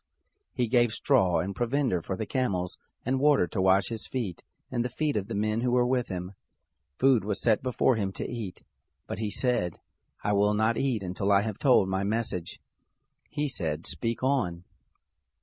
He said, "I am Abraham's servant. The Lord has blessed my master greatly. He has become great. He has given him flocks and herds, silver and gold, men servants and maidservants, and camels and donkeys. Sarah, my master's wife, bore a son to my master when she was old. He has given all that he has to him. My master made me swear, saying, You shall not take a wife for my son of the daughters of the Canaanites, in whose land I live, but you shall go to my father's house, and to my relatives, and take a wife for my son. I said to my master, What if the woman will not follow me? He said to me, The Lord, before whom I walk, will send his angel with you, and prosper your way. You shall take a wife for my son of my relatives, and of my father's house. Then will you be clear from my oath when you come to my relatives. If they don't give her to you, you shall be clear from my oath. I came this day to the spring, and said, Lord, the God of my master Abraham, if you now do prosper my way which I go, behold, I am standing by the spring of water. Let it happen, that the maiden who comes forth to draw, to whom I will say, Give me, I pray you, a little water from your pitcher to drink, she will tell me, Drink, and I also will draw for your camels. Let the same be the woman whom the Lord has appointed for my master's son. Before I had done speaking in my heart, behold, Rebekah came forth with her pitcher on her shoulder. She went down to the spring and drew. I said to her, Please let me drink. She hurried and let down her pitcher from her shoulder and said, Drink, and I will also give your camels a drink. So I drank, and she made the camels drink also. I asked her and said, Whose daughter are you? She said, The daughter of Bethuel, Nahor's son, whom Milcah bare to him. I put the ring on her nose, and the bracelets on her hands. I bowed my head and worshipped the Lord, and blessed the Lord, the God of my master Abraham, who had led me in the right way, to take my master's brother's daughter for his son. Now if you will deal kindly and truly with my master, tell me. If not, tell me, that I may turn to the right hand or to the left. Then Laban and Bethuel answered, The thing proceeds from the Lord. We can't speak to you bad or good. Behold, Rebekah is before you. Take her and go, and let her be your master's son's wife, as the Lord has spoken. It happened that when Abraham's servant heard their words, he bowed himself down to the earth to the Lord. The servant brought forth jewels of silver, and jewels of gold, and clothing, and gave them to Rebekah. He gave also to her brother and to her mother precious things. They ate and drank, he and the men who were with him, and stayed all night. They rose up in the morning, and he said, Send me away to my master. Her brother and her mother said, Let the young lady stay with us a few days, at least 10. After that she will go. He said to them, Don't hinder me, seeing the Lord has prospered my way. Send me away, that I may go to my master. They said, We will call the young lady and ask her. They called Rebekah and said to her, Will you go with this man? She said, I will go. They sent away Rebekah their sister with her nurse, Abraham's servant, and his men. They blessed Rebekah and said to her, Our sister, may you be the mother of thousands, of 10,000s, and let your seed possess the gate of those who hate them. Rebekah arose with her ladies. They rode on the camels and followed the man. The servant took Rebekah and went his way. Isaac came from the way of Beer-lahai-roi, for he lived in the land of the south. Isaac went out to meditate in the field at the evening. He lifted up his eyes and saw, and behold, there were camels coming. Rebekah lifted up her eyes, and when she saw Isaac, she dismounted from the camel. She said to the servant, Who is the man who is walking in the field to meet us? The servant said, It is my master. She took her veil and covered herself. The servant told Isaac all the things he had done. Isaac brought her into his mother Sarah's tent, and took Rebekah, and she became his wife. He loved her. Isaac was comforted after his mother's death. Abraham took another wife, and her name was Keturah. She bore him Zimran, Jokshan, Medan, Midian, Ishbak, and Shua. Jokshan became the father of Sheba and Dedan. The sons of Dedan were Asherim, Letishim, and Leumim. The sons of Midian, Ephah, Epher, Anak, Abida, and Eldaah. All these were the children of Keturah. Abraham gave all that he had to Isaac, but to the sons of the concubines who Abraham had, Abraham gave gifts. He sent them away from Isaac his son while he yet lived, eastward to the east country. These are the days of the years of Abraham's life which he lived, 175 years. Abraham gave up the spirit and died in a good old age, an old man and full of years, and was gathered to his people. Isaac and Ishmael his sons buried him in the cave of Machpelah, in the field of Ephron, the son of Zohar the Hittite, which is before Mamre, the field which Abraham purchased of the children of Heth. There was Abraham buried with Sarah his wife. It happened after the death of Abraham that God blessed Isaac his son. Isaac lived by Beer Lahai Roi. Now this is the history of the generations of Ishmael, Abraham's son, whom Hagar the Egyptian, Sarah's handmaid, bore to Abraham. These are the names of the sons of Ishmael by their names, according to the order of their birth. The firstborn of Ishmael, Nebaioth, then Kedar, Adbeel, Mibsam, Mishma, Duma, Massa, Hadad, Tema, Jetur, Naphish, and Kedemah. These are the sons of Ishmael, and these are their names, by their villages, and by their encampments, 12 princes according to their nations. These are the years of the life of Ishmael, 137 years. He gave up the spirit and died, and was gathered to his people. They lived from Havilah to Shur, that is before Egypt, as you go toward Assyria. He lived opposite all his relatives. This is the history of the generations of Isaac, Abraham's son. Abraham became the father of Isaac. Isaac was 40 years old when he took Rebekah, the daughter of Bethuel the Syrian of Padan Aram, the sister of Laban the Syrian, to be his wife. Isaac entreated the Lord for his wife, because she was barren. The Lord was entreated by him, and Rebekah his wife conceived. The children struggled together within her. She said, "If it be so, why do I live?" She went to inquire of the Lord. The Lord said to her, "2 nations are in your womb. 2 peoples will be separated from your body. The one people will be stronger than the other people. The elder will serve the younger." When her days to be delivered were fulfilled, behold, there were twins in her womb. The first came out red all over like a hairy garment. They named him Esau. After that his brother came out, and his hand had hold on Esau's heel. He was named Jacob. Isaac was 60 years old when she bore them. The boys grew. Esau was a skillful hunter, a man of the field. Jacob was a quiet man living in tents. Now Isaac loved Esau, because he ate his venison. Rebekah loved Jacob. Jacob boiled stew. Esau came in from the field, and he was famished. Esau said to Jacob, "Please feed me with that same red stew, for I am famished." Therefore his name was called Edom. Jacob said, "First sell me your birthright." Esau said, "Behold, I am about to die. What good is the birthright to me?" Jacob said, "Swear to me first." He swore to him. He sold his birthright to Jacob. Jacob gave Esau bread and stew of lentils. He ate and drank, rose up, and went his way. So Esau despised his birthright. There was a famine in the land, besides the first famine that was in the days of Abraham. Isaac went to Abimelech, king of the Philistines, to Gerar. The Lord appeared to him and said, "Don't go down into Egypt. Dwell in the land which I will tell you of. Sojourn in this land, and I will be with you, and will bless you. For to you and to your seed I will give all these lands, and I will establish the oath which I swore to Abraham your father. I will multiply your seed as the stars of the sky, and will give to your seed all these lands. In your seed will all the nations of the earth be blessed, because Abraham obeyed my voice, and kept my charge, my commandments, my statutes, and my laws." Isaac lived in Gerar. The men of the place asked him about his wife.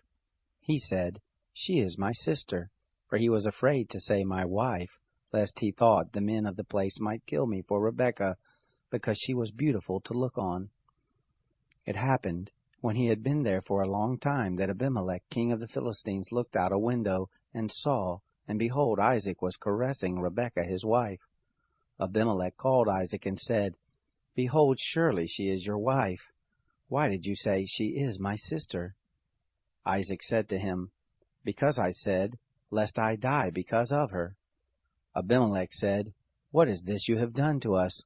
One of the people might easily have lain with your wife, and you would have brought guilt on us. Abimelech charged all the people, saying, He who touches this man or his wife will surely be put to death. Isaac sowed in that land, and reaped in the same year 100 times what he planted. The Lord blessed him. The man grew great, and grew more and more, until he became very great. He had possessions of flocks, possessions of herds, and a great household. The Philistines envied him. Now all the wells which his father's servant had dug in the days of Abraham his father, the Philistines had stopped and filled with earth. Abimelech said to Isaac, Go from us, for you are much mightier than we. Isaac departed from there, and camped in the valley of Gerar, and lived there. Isaac dug again the wells of water, which they had dug in the days of Abraham his father, for the Philistines had stopped them after the death of Abraham. He called their names after the names by which his father had called them. Isaac's servants dug in the valley, and found there a well of springing water. The herdsmen of Gerar argued with Isaac's herdmen, saying, The water is ours. He called the name of the well Esek, because they contended with him. They dug another well, and they argued over that also. He called the name of it Sitnah. He left that place and dug another well. They didn't argue over that one. He called it Rehoboth. He said, For now the Lord has made room for us, and we will be fruitful in the land. He went up from there to Beersheba. The Lord appeared to him the same night and said, I am the God of Abraham your father.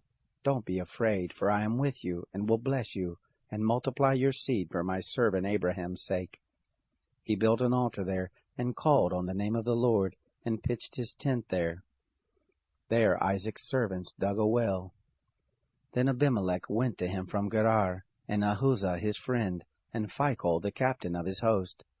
Isaac said to them, Why have you come to me, since you hate me, and have sent me away from you? They said, We saw plainly that the Lord was with you.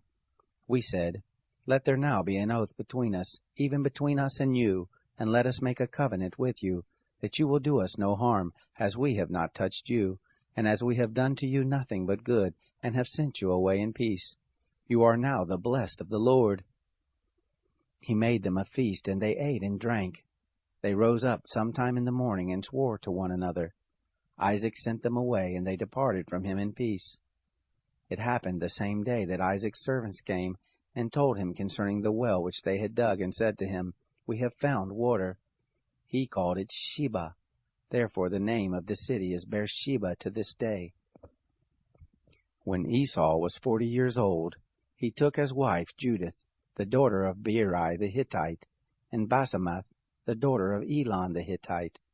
They grieved Isaac and Rebekah's spirits.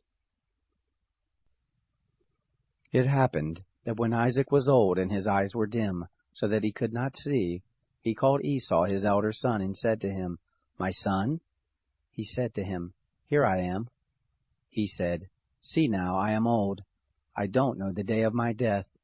Now therefore please take your weapons, your quiver and your bow, and go out to the field, and take me venison.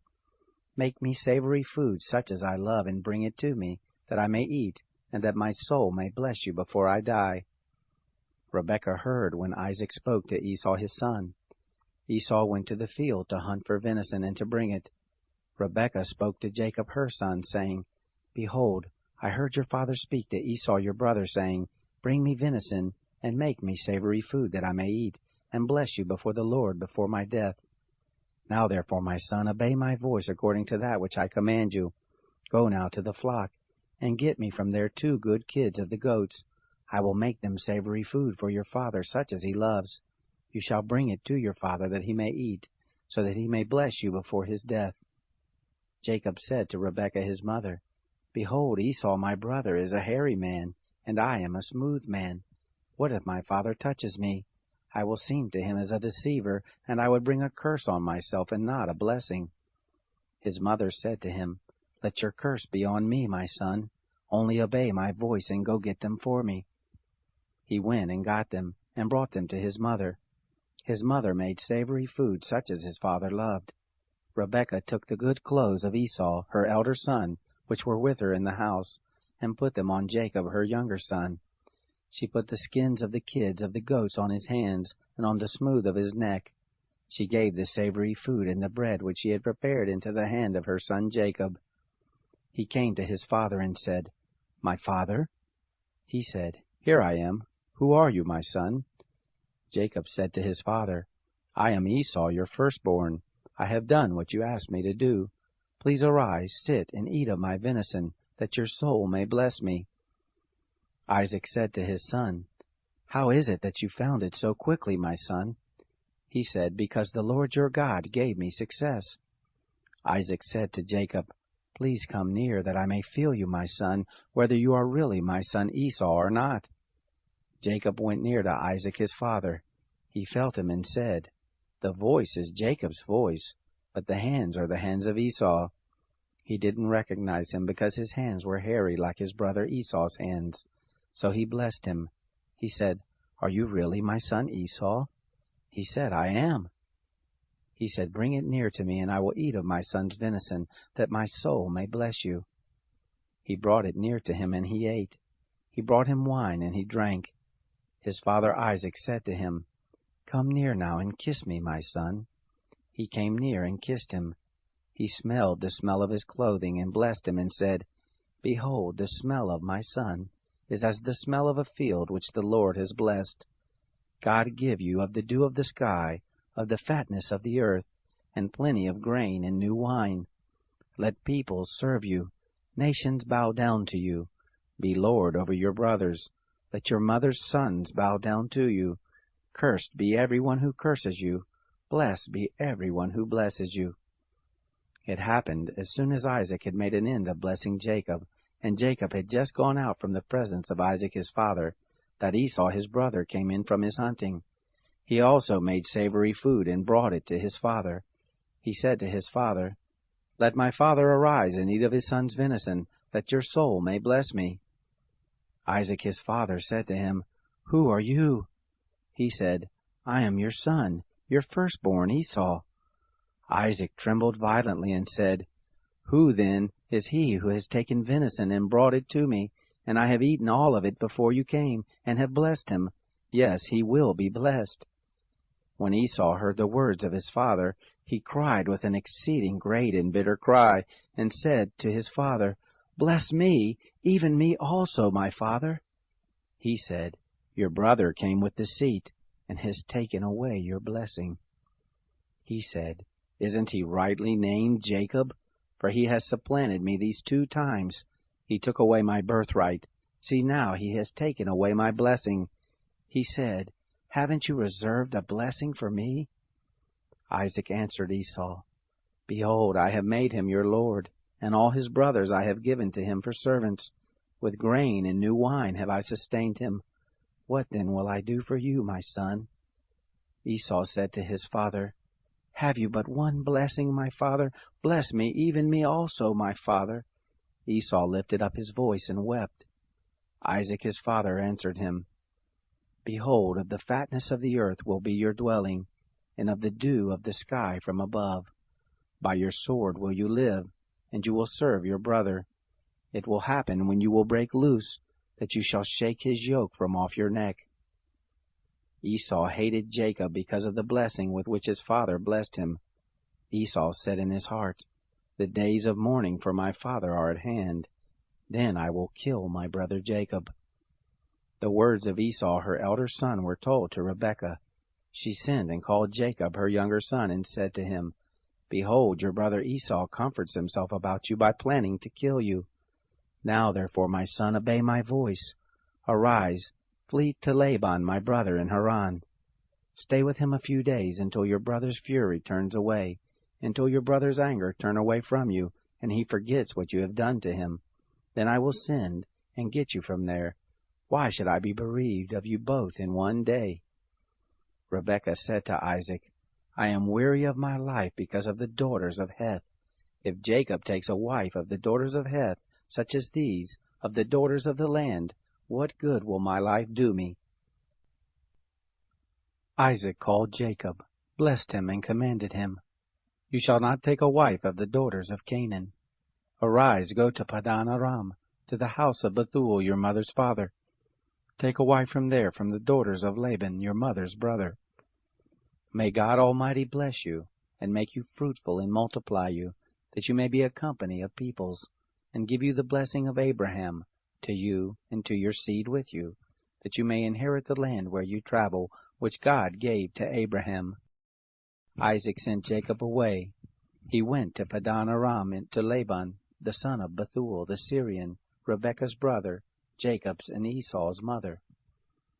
Now Esau saw that Isaac had blessed Jacob, and sent him away to Padan Aram, to take him a wife from there, and that as he blessed him he gave him a charge, saying, You shall not take a wife of the daughters of Canaan.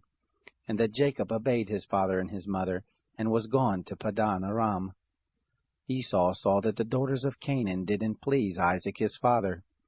Esau went to Ishmael, and took, besides the wives that he had, Mahalath, the daughter of Ishmael, Abraham's son, the sister of Nebaioth, to be his wife. Jacob went out from Beersheba, and went toward Haran. He came to a certain place, and stayed there all night, because the sun had set. He took one of the stones of the place, and put it under his head, and lay down in that place to sleep. He dreamed. Behold, a stairway set up on the earth, and the top of it reached to the heaven. Behold, the angels of God ascending and descending on it. Behold, the Lord stood above it, and said, I am the Lord, the God of Abraham your father, and the God of Isaac. The land whereon you lie, to you I will give it, and to your seed. Your seed will be as the dust of the earth, and you will spread abroad to the west, and to the east, and to the north, and to the south.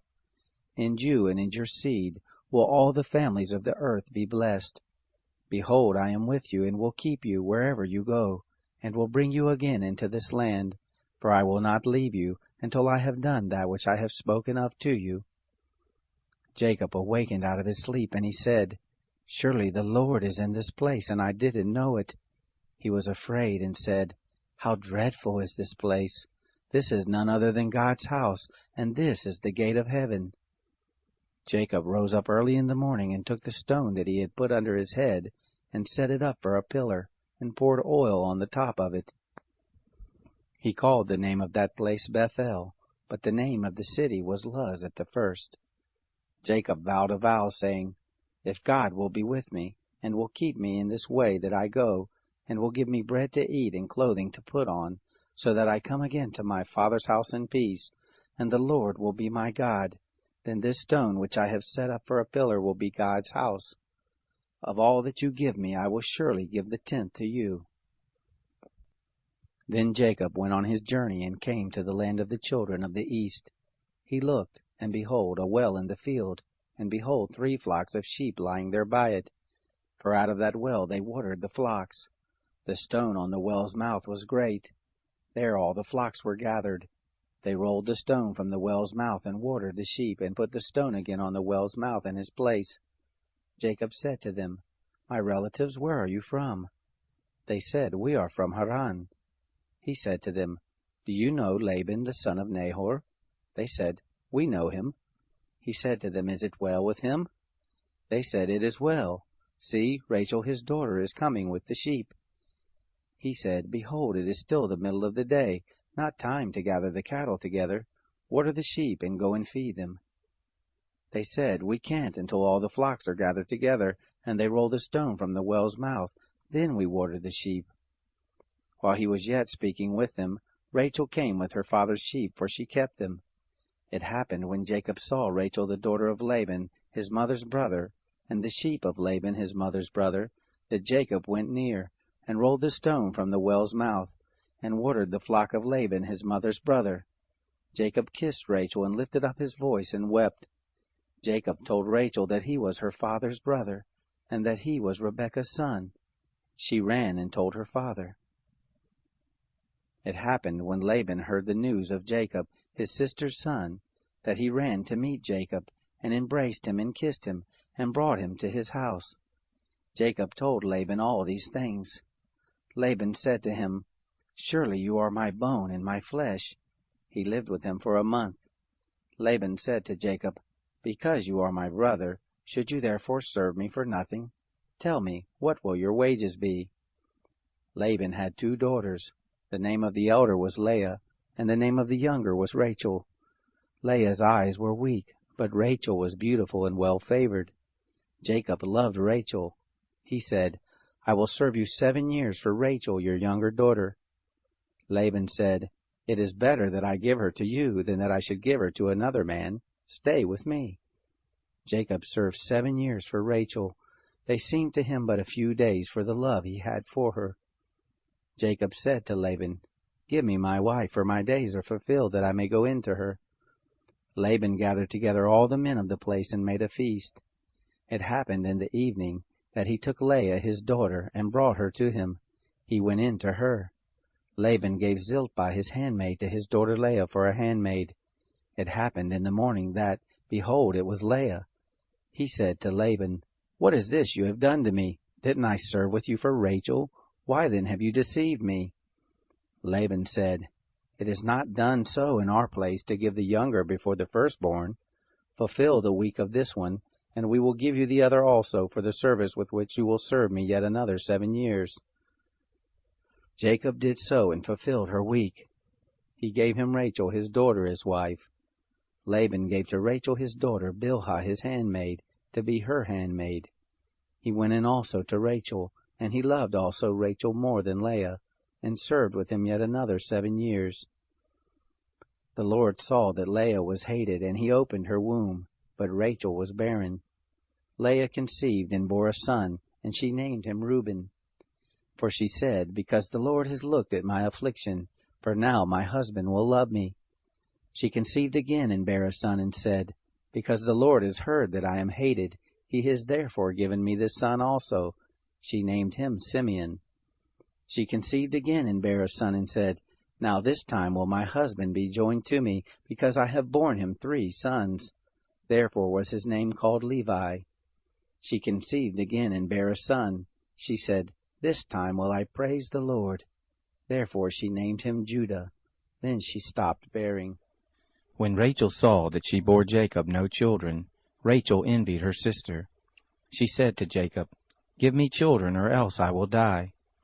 Jacob's anger was kindled against Rachel, and he said, Am I in God's place, who has withheld from you the fruit of the womb? She said, Behold, my maid Bilhah, go in to her, that she may bear on my knees, and I also may obtain children by her. She gave him Bilhah her handmaid as wife, and Jacob went in to her.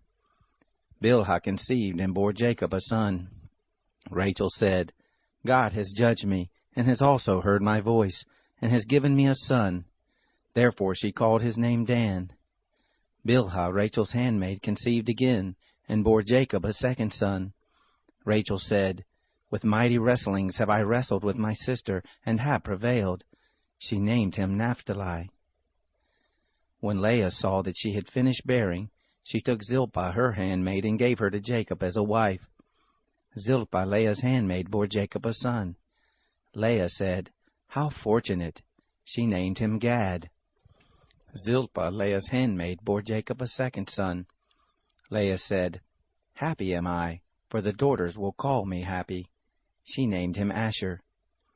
Reuben went in the days of the wheat harvest, and found mandrakes in the field, and brought them to his mother Leah. Then Rachel said to Leah, Please give me some of your son's mandrakes. She said to her, Is it a small matter that you have taken away my husband? Would you take away my son's mandrakes also? Rachel said, Therefore he will lie with you tonight for your son's mandrakes. Jacob came from the field in the evening, and Leah went out to meet him, and said, You must come in to me, for I have surely hired you with my son's mandrakes. He lay with her that night. God listened to Leah, and she conceived and bore Jacob a 5th son. Leah said, God has given me my hire, because I gave my handmaid to my husband. She named him Issachar. Leah conceived again and bore a 6th son to Jacob. Leah said, God has endowed me with a good dowry. Now my husband will live with me, because I have borne him 6 sons. She named him Zebulun. Afterwards she bore a daughter, and named her Dinah. God remembered Rachel, and God listened to her, and opened her womb. She conceived, bore a son, and said, God has taken away my reproach." She named him Joseph, saying, "May the Lord add another son to me." It happened when Rachel had borne Joseph that Jacob said to Laban, "Send me away that I may go to my own place and to my own country. Give me my wives and my children for whom I have served you, and let me go. For you know my service with which I have served you." Laban said to him, "If now I have found favor in your eyes, stay here, for I have divined that the Lord has blessed me for your sake."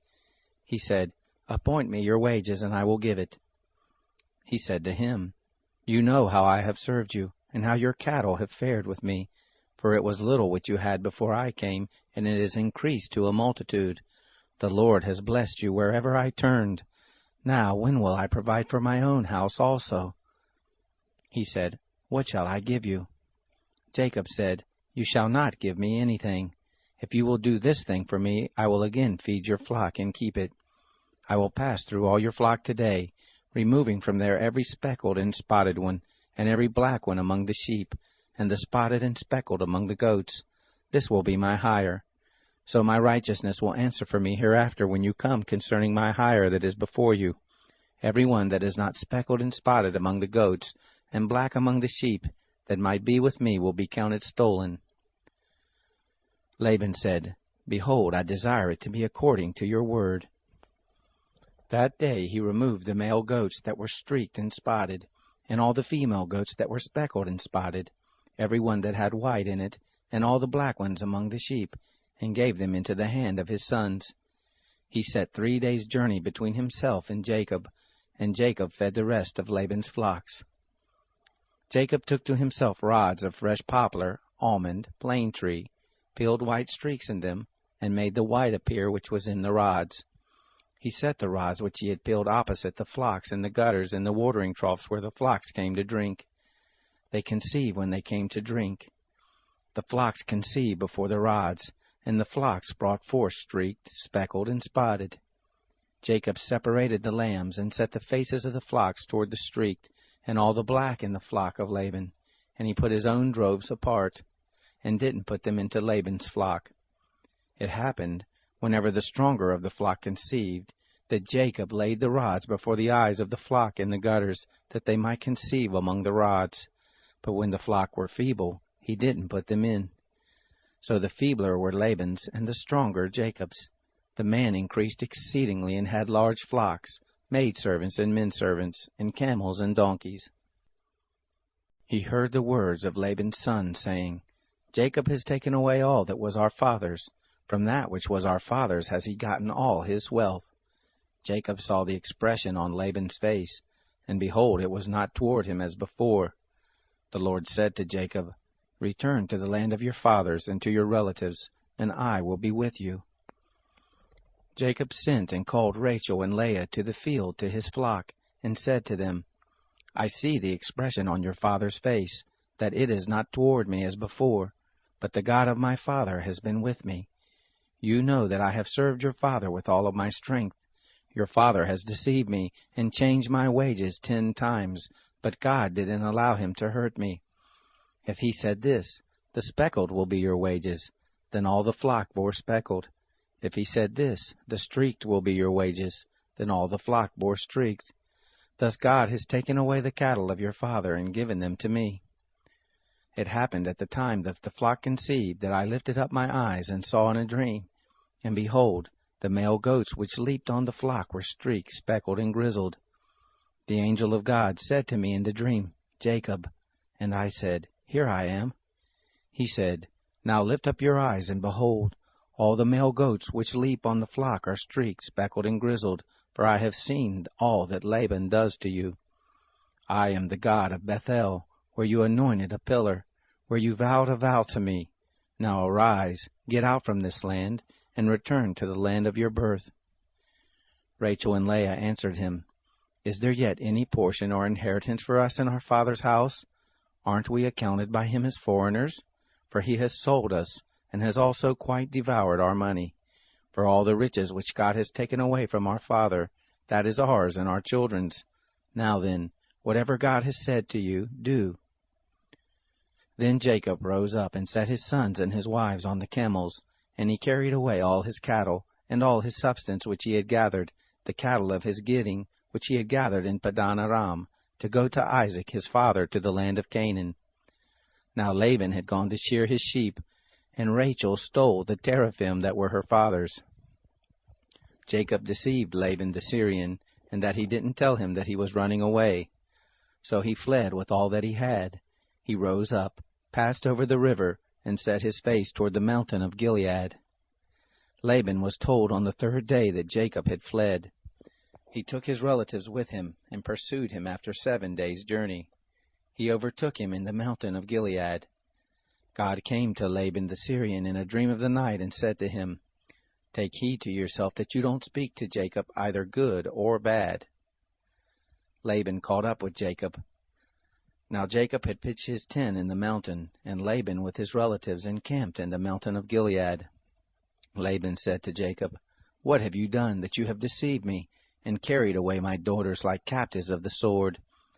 Why did you flee secretly and deceive me, and didn't tell me, that I might have sent you away with mirth, and with songs, with tambourine, and with harp, and didn't allow me to kiss my sons and my daughters?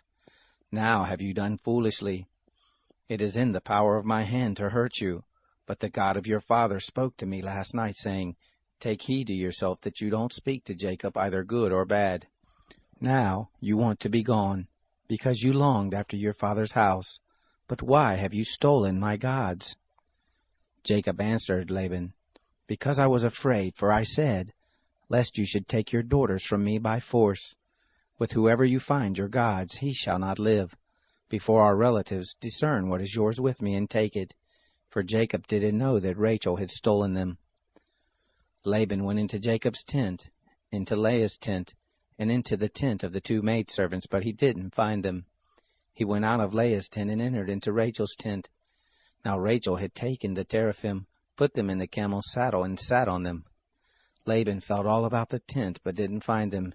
She said to her father, Don't let my lord be angry that I can't rise up before you, for the manner of woman is on me. He searched, but didn't find the teraphim. Jacob was angry and argued with Laban. Jacob answered Laban, What is my trespass? What is my sin that you have hotly pursued after me?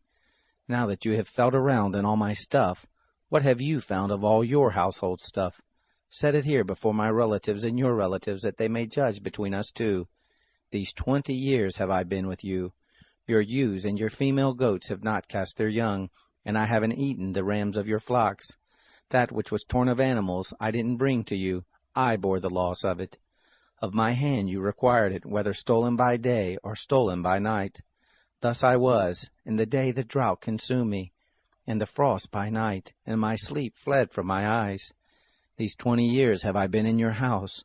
I served you 14 years for your 2 daughters, and 6 years for your flock, and you have changed my wages 10 times. Unless the God of my father, the God of Abraham, and the fear of Isaac had been with me, surely now you would have sent me away empty. God has seen my affliction and the labor of my hands, and rebuked you last night. Laban answered Jacob, The daughters are my daughters, the children are my children, the flocks are my flocks, and all that you see is mine. And what can I do this day to these my daughters, or to their children whom they have borne? Now come, let us make a covenant, you and I, and let it be for a witness between me and you. Jacob took a stone and set it up for a pillar. Jacob said to his relatives, Gather stones. They took stones and made a heap. They ate there by the heap. Laban called it Jegar Sahadutha, but Jacob called it Galeed. Laban said, This heap is witness between me and you this day. Therefore it was named Galeed and Mizpah, for he said, The Lord watch between me and you when we are absent from one another.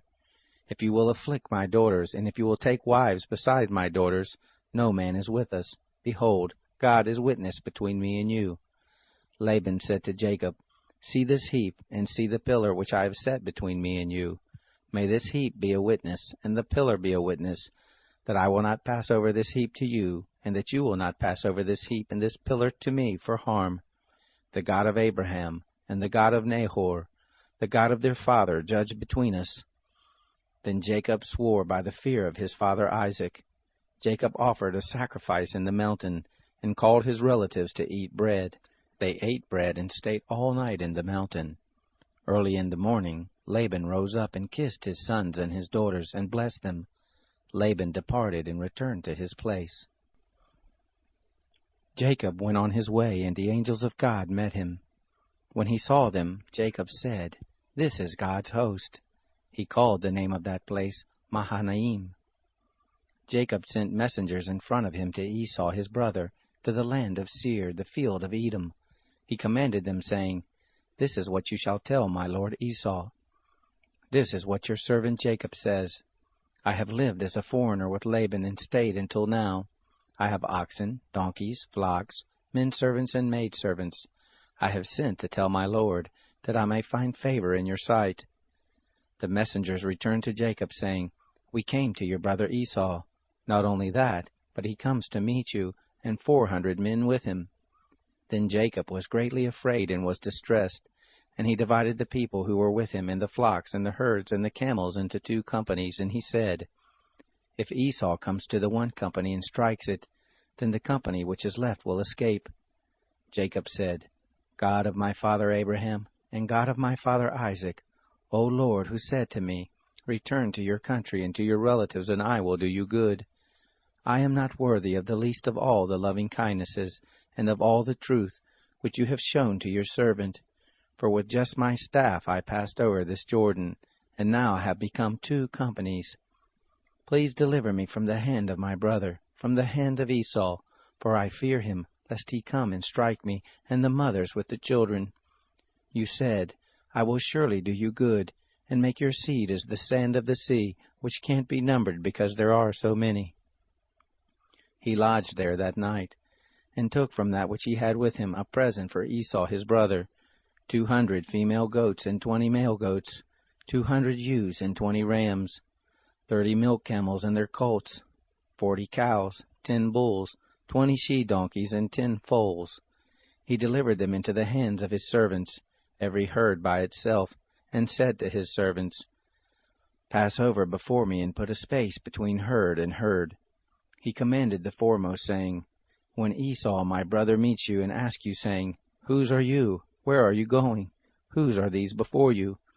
Then you shall say, 'They are your servant Jacob's. It is a present sent to my lord Esau. Behold, he also is behind us.'" He commanded also the second and the third, and all that followed the herd, saying, "This is how you shall speak to Esau when you find him. You shall say, 'Not only that, but behold, your servant Jacob is behind us.' For he said, 'I will appease him with the present that goes before me, and afterward I will see his face. Perhaps he will accept me.'" So the present passed over before him, and he lodged himself that night in the camp. He rose up that night and took his 2 wives, and his 2 handmaids, and his 11 sons, and passed over the ford of the Jabbok. He took them and sent them over the stream, and sent over that which he had. Jacob was left alone, and wrestled with a man there until the breaking of the day. When he saw that he didn't prevail against him, he touched the hollow of his thigh, and the hollow of Jacob's thigh was strained as he wrestled. The man said, "Let me go, for the day breaks." Jacob said, "I won't let you go unless you bless me." He said to him, "What is your name?" He said, "Jacob." He said, "Your name will no longer be called Jacob, but Israel, for you have fought with God and with men, and have prevailed." Jacob asked him, "Please tell me your name." He said, "Why is it that you ask what my name is?" He blessed him there. Jacob called the name of the place Peniel, for he said, "I have seen God face to face, and my life is preserved." The sun rose on him as he passed over Peniel, and he limped because of his thigh. Therefore the children of Israel don't eat the sinew of the hip, which is on the hollow of the thigh to this day, because he touched the hollow of Jacob's thigh and the sinew of the hip. Jacob lifted up his eyes and looked, and behold, Esau was coming, and with him 400 men. He divided the children between Leah, Rachel, and to the 2 handmaids. He put the handmaids and their children in front, Leah and her children after, and Rachel and Joseph at the rear. He himself passed over in front of them, and bowed himself to the ground 7 times until he came near to his brother. Esau ran to meet him, embraced him, fell on his neck, kissed him, and they wept. He lifted up his eyes and saw the women and the children, and said, "Who are these with you?" He said, "The children whom God has graciously given your servant." Then the handmaids came near with their children, and they bowed themselves. Leah also and her children came near and bowed themselves. After them Joseph came near with Rachel, and they bowed themselves. Esau said, "What do you mean by all this company which I met?" Jacob said, "To find favor in the sight of my Lord." Esau said, "I have enough, my brother. Let that which you have be yours." Jacob said, "Please, no. If I have now found favor in your sight, then receive my present at my hand, because I have seen your face, as one sees the face of God, and you are pleased with me. Please take the gift that I brought to you, because God has dealt graciously with me, and because I have enough." He urged him, and he took it. Esau said, "Let us take our journey, and let us go, and I will go before you." Jacob said to him, "My Lord knows that the children are tender, and that the flocks and herds with me have their young, and if they overdrive them one day, all the flocks will die. Please let my Lord pass over before his servant, and I will lead on gently, according to the pace of the cattle that are before me, and according to the pace of the children, until I come to my Lord to Seir." Esau said, "Let me now leave with you some of the folk who are with me." He said, "Why? Let me find favor in the sight of my Lord." So Esau returned that day on his way to Seir. Jacob traveled to Succoth, and built himself a house, and made shelters for his cattle. Therefore the name of that place is called Succoth. Jacob came in peace to the city of Shechem, which is in the land of Canaan, when he came from Padan Aram, and encamped before the city. He bought the parcel of ground where he had spread his tent at the hand of the children of Hamor, Shechem's father, for 100 pieces of money. He erected an altar there and called it El Elohe Israel. Dinah, the daughter of Leah, whom she bore to Jacob, went out to see the daughters of the land. Shechem, the son of Hamor the Hivite, the prince of the land, saw her. He took her, lay with her, and humbled her. His soul joined to Dinah, the daughter of Jacob, and he loved the young lady, and spoke kindly to the young lady. Shechem spoke to his father Hamor, saying, "Get me this young lady as a wife." Now Jacob heard that he had defiled Dinah his daughter, and his sons were with the cattle in the field. Jacob held his peace until they came. Hamor the father of Shechem went out to Jacob to talk with him. The sons of Jacob came in from the field when they heard it. The men were grieved, and they were very angry, because he had done folly in Israel, in lying with Jacob's daughter, which thing ought not to be done. Hamor talked with them, saying, "The soul of my son Shechem longs for your daughter. Please give her to him as a wife. Make marriages with us. Give your daughters to us, and take our daughters for yourselves. You shall dwell with us, and the land will be before you. Live and trade in it, and get possessions in it." Shechem said to her father and to her brothers, "Let me find favor in your eyes, and whatever you will tell me I will give. Ask me a great amount for a dowry, and I will give whatever you ask of me, but give me the young lady as a wife." The sons of Jacob answered Shechem and Hamor his father with deceit, and spoke because he had defiled Dinah their sister, and said to them, "We can't do this thing, to give our sister to one who is uncircumcised, for that is a reproach to us. Only on this condition will we consent to you, if you will be as we are, that every male of you be circumcised. Then we will give our daughters to you, and we will take your daughters to us, and we will dwell with you, and we will become one people. But if you will not listen to us to be circumcised, then we will take our sister, and we will be gone." Their words pleased Hamor and Shechem, Hamor's son. The young man didn't wait to do this thing, because he had delight in Jacob's daughter, and he was honored above all the house of his father. Hamor and Shechem his son came to the gate of their city, and talked with the men of their city, saying, "These men are peaceful with us, therefore let them live in the land and trade in it. For behold, the land is large enough for them. Let us take their daughters to us for wives, and let us give them our daughters. Only on this condition will the men consent to us to dwell with us, to become one people. If every male among us be circumcised as they are circumcised, won't their cattle and their substance and all their animals be ours? Only let us give our consent to them, and they will dwell with us. All who went out of the gate of his city listened to Hamor and to Shechem his son, and every male was circumcised, all who went out of the gate of his city.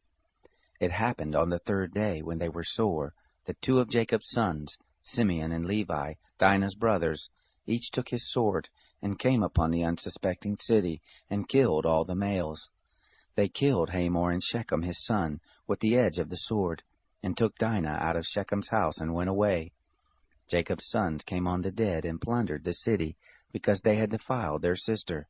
They took their flocks, their herds, their donkeys, that which was in the city, and that which was in the field, and all their wealth. They took captive all their little ones and their wives, and took as plunder everything that was in the house. Jacob said to Simeon and Levi, You have troubled me, to make me odious to the inhabitants of the land, among the Canaanites and the Perizzites. I am few in number. They will gather themselves together against me, and strike me, and I will be destroyed, I and my house. They said, Should he deal with our sister as with a prostitute? God said to Jacob, Arise, go up to Bethel and live there. Make there an altar to God, who appeared to you when you fled from the face of Esau your brother. Then Jacob said to his household and to all who were with him, Put away the foreign gods that are among you, purify yourselves, change your garments. Let us arise and go up to Bethel. I will make there an altar to God, who answered me in the day of my distress, and was with me in the way which I went. They gave to Jacob all the foreign gods which were in their hands, and the rings which were in their ears, and Jacob hid them under the oak which was by Shechem. They traveled, and the terror of God was on the cities that were round about them, and they didn't pursue the sons of Jacob. So Jacob came to Luz, which is in the land of Canaan, the same as Bethel, he and all the people who were with him. He built an altar there and called the place El Bethel, because there was God revealed to him, when he fled from the face of his brother. Deborah, Rebekah's nurse, died, and she was buried below Bethel under the oak, and the name of it was called Allon Bakuth. God appeared to Jacob again when he came from Padan Aram and blessed him. God said to him, Your name is Jacob. Your name shall not be Jacob any more, but your name will be Israel. He named him Israel. God said to him, I am God Almighty. Be fruitful and multiply. A nation and a company of nations will be from you, and kings will come out from your loins. The land which I gave to Abraham and Isaac I will give it to you, and to your seed after you will I give the land. God went up from him in the place where he spoke with him. Jacob set up a pillar in the place where he spoke with him, a pillar of stone. He poured out a drink offering on it, and poured oil on it. Jacob called the name of the place where God spoke with him Bethel. They traveled from Bethel. There was still some distance to come to Ephrath, and Rachel travailed. She had hard labor. It happened that, when she was in hard labor, that the midwife said to her, Don't be afraid, for now you will have another son. It happened, as her soul was departing, for she died, that she named him Benoni, but his father called him Benjamin. Rachel died and was buried in the way to Ephrath, the same as Bethlehem. Jacob set up a pillar on her grave. The same is the pillar of Rachel's grave to this day. Israel traveled, and spread his tent beyond the tower of Eder. It happened, while Israel lived in that land, that Reuben went and lay with Bilhah, his father's concubine, and Israel heard of it. Now the sons of Jacob were 12, the sons of Leah, Reuben, Jacob's firstborn, Simeon, Levi, Judah, Issachar, and Zebulun. The sons of Rachel, Joseph and Benjamin. The sons of Bilhah, Rachel's handmaid, Dan and Naphtali. The sons of Zilpah, Leah's handmaid, Gad and Asher. These are the sons of Jacob, who were born to him in Padan Aram. Jacob came to Isaac his father, to Mamre, to Kiriath Arba, the same as Hebron, where Abraham and Isaac lived as foreigners. The days of Isaac were 180 years. Isaac gave up the spirit and died, and was gathered to his people, old and full of days. Esau and Jacob his sons buried him. Now this is the history of the generations of Esau. The same is Edom. Esau took his wives from the daughters of Canaan, Adah, the daughter of Elon the Hittite, and Oholibamah, the daughter of Anah, the daughter of Zibeon the Hivite, and Basemath, Ishmael's daughter, the sister of Nebaioth. Adah bore to Esau Eliphaz, Basemath bore Ruel, Oholibamah bore Jeush, Jalam, and Korah. These are the sons of Esau, who were born to him in the land of Canaan.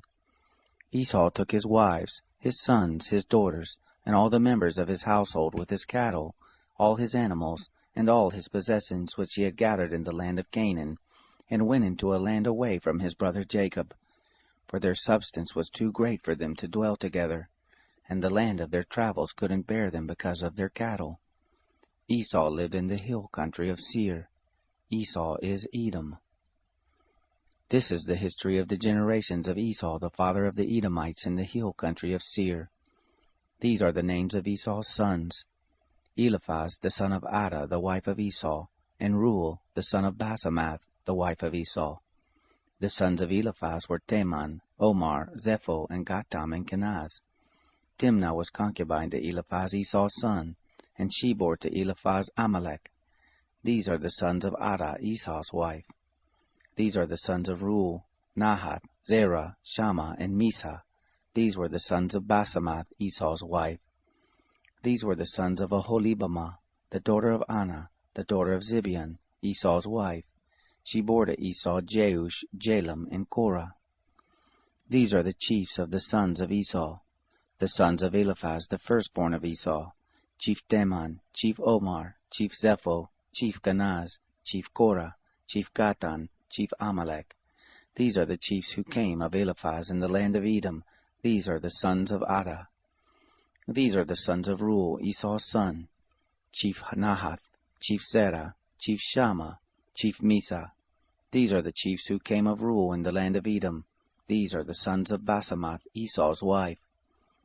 These are the sons of Oholibamah, Esau's wife: Chief Jeush, Chief Jalam, Chief Korah. These are the chiefs who came of Oholibamah, the daughter of Anah, Esau's wife. These are the sons of Esau, and these are their chiefs. The same is Edom.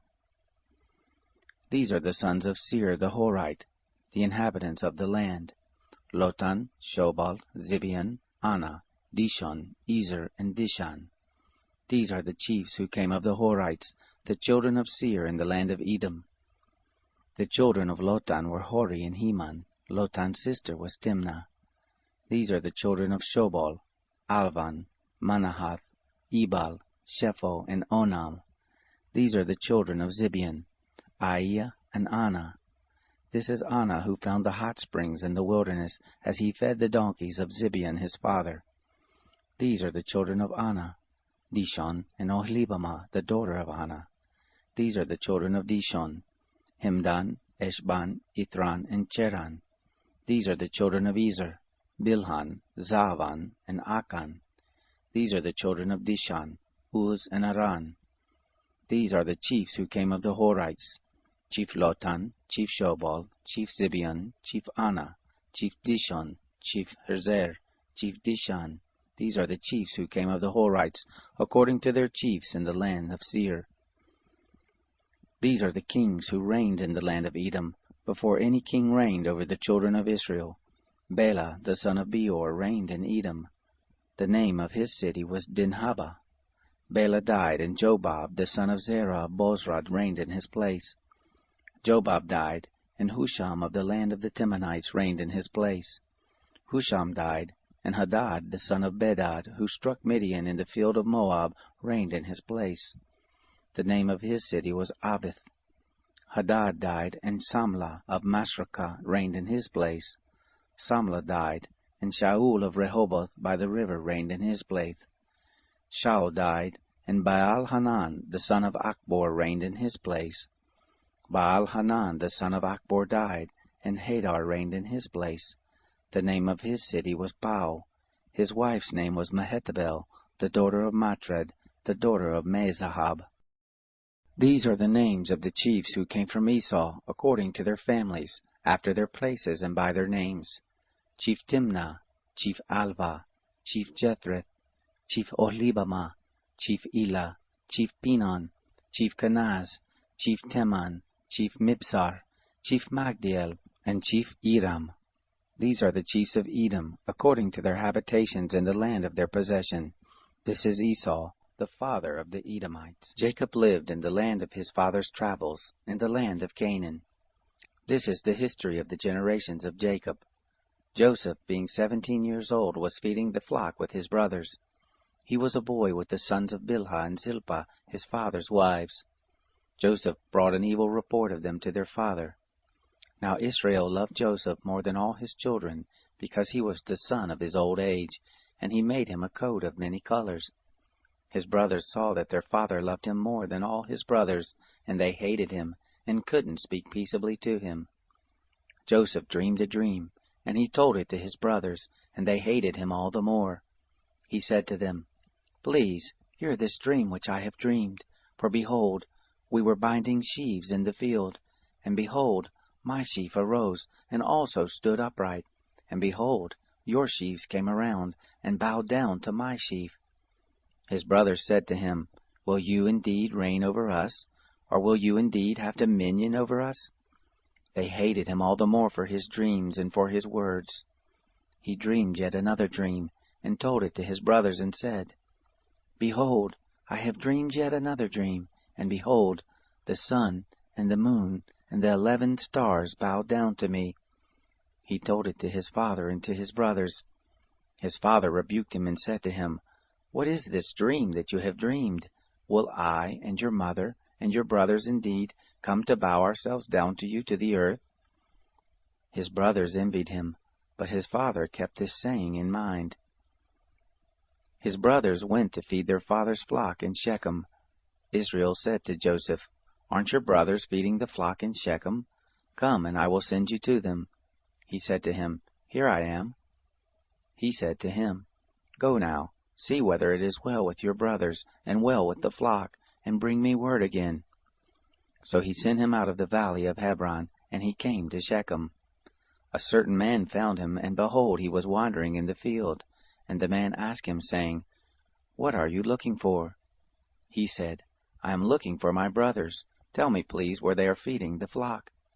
The man said, "They have left here, for I heard them say, 'Let us go to Dothan.'" Joseph went after his brothers and found them in Dothan. They saw him afar off, and before he came near to them, they conspired against him to kill him. They said one to another, "Behold, this dreamer comes. Come now, therefore, and let's kill him, and cast him into one of the pits, and we will say, 'An evil animal has devoured him.' We will see what will become of his dreams." Reuben heard it, and delivered him out of their hand, and said, "Let's not take his life." Reuben said to them, "Shed no blood. Throw him into this pit that is in the wilderness, but lay no hand on him, that he might deliver him out of their hand to restore him to his father." It happened, when Joseph came to his brothers, that they stripped Joseph of his coat, the coat of many colors that was on him, and they took him and threw him into the pit. The pit was empty, there was no water in it. They sat down to eat bread, and they lifted up their eyes and looked, and saw a caravan of Ishmaelites was coming from Gilead, with their camels bearing spices, and balm and myrrh, going to carry it down to Egypt. Judah said to his brothers, "What profit is it if we kill our brother and conceal his blood? Come, and let's sell him to the Ishmaelites, and not let our hand be on him, for he is our brother, our flesh." His brothers listened to him. Midianites who were merchants passed by, and they drew and lifted up Joseph out of the pit, and sold Joseph to the Ishmaelites for 20 pieces of silver. They brought Joseph into Egypt. Reuben returned to the pit, and saw that Joseph wasn't in the pit, and he tore his clothes. He returned to his brothers and said, "The child is no more, and I, where will I go?" They took Joseph's coat, and killed a male goat, and dipped the coat in the blood. They took the coat of many colors, and they brought it to their father, and said, "We have found this. Examine it now, whether it is your son's coat or not." He recognized it, and said, "It is my son's coat." An evil animal has devoured him. Joseph is without doubt torn in pieces. Jacob tore his clothes, and put sackcloth on his loins, and mourned for his son many days. All his sons and all his daughters rose up to comfort him, but he refused to be comforted. He said, "For I will go down to Sheol to my son mourning." His father wept for him. The Midianites sold him into Egypt to Potiphar, an officer of Pharaoh, the captain of the guard. It happened at that time that Judah went down from his brothers and visited a certain Adullamite, whose name was Hira. Judah saw there a daughter of a certain Canaanite, whose name was Shua. He took her and went into her. She conceived and bore a son, and he named him She conceived again and bore a son, and she named him Onan. She yet again bore a son, and named him Shelah, and he was at Kezib when she bore him. Judah took a wife for his firstborn, and her name was Tamar. Judah's firstborn, was wicked in the sight of the Lord. The Lord killed him. Judah said to Onan, "Go into your brother's wife, and perform the duty of a husband's brother to her, and raise up seed to your brother." Onan knew that the seed wouldn't be his, and it happened, when he went into his brother's wife, that he spilled it on the ground, lest he should give his seed to his brother. The thing which he did was evil in the sight of the Lord, and he killed him also. Then Judah said to Tamar his daughter-in-law, "Remain a widow in your father's house, until Shelah my son is grown up." For he said, "Lest he also die like his brothers." Tamar went and lived in her father's house. After many days Shua's daughter, the wife of Judah, died. Judah was comforted, and went up to his sheep shearers to Timnah, he and his friend Hira the Adullamite. It was told Tamar, saying, "Behold, your father-in-law is going up to Timnah to shear his sheep." She took off the garments of her widowhood, and covered herself with her veil, and wrapped herself, and sat in the gate of Enaim, which is by the way to Timnah, for she saw that Shelah was grown up, and she wasn't given to him as a wife. When Judah saw her, he thought that she was a prostitute, for she had covered her face. He turned to her by the way and said, "Please come, let me come in to you," for he didn't know that she was his daughter-in-law. She said, "What will you give me that you may come in to me?" He said, "I will send you a kid of the goats from the flock." She said, "Will you give me a pledge until you send it?" He said, "What pledge will I give you?" She said, "Your signet and your cord, and your staff that is in your hand." He gave them to her, and came into her, and she conceived by him. She arose and went away, and put off her veil from her, and put on the garments of her widowhood.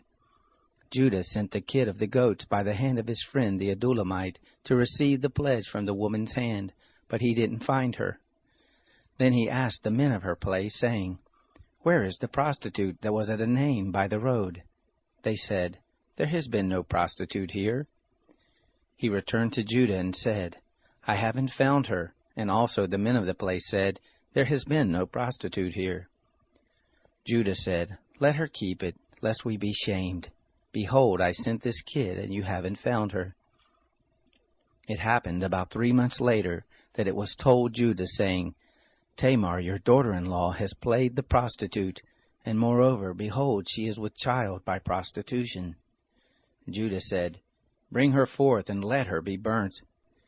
When she was brought forth, she sent to her father-in-law, saying, "By the man whose these are, I am with child."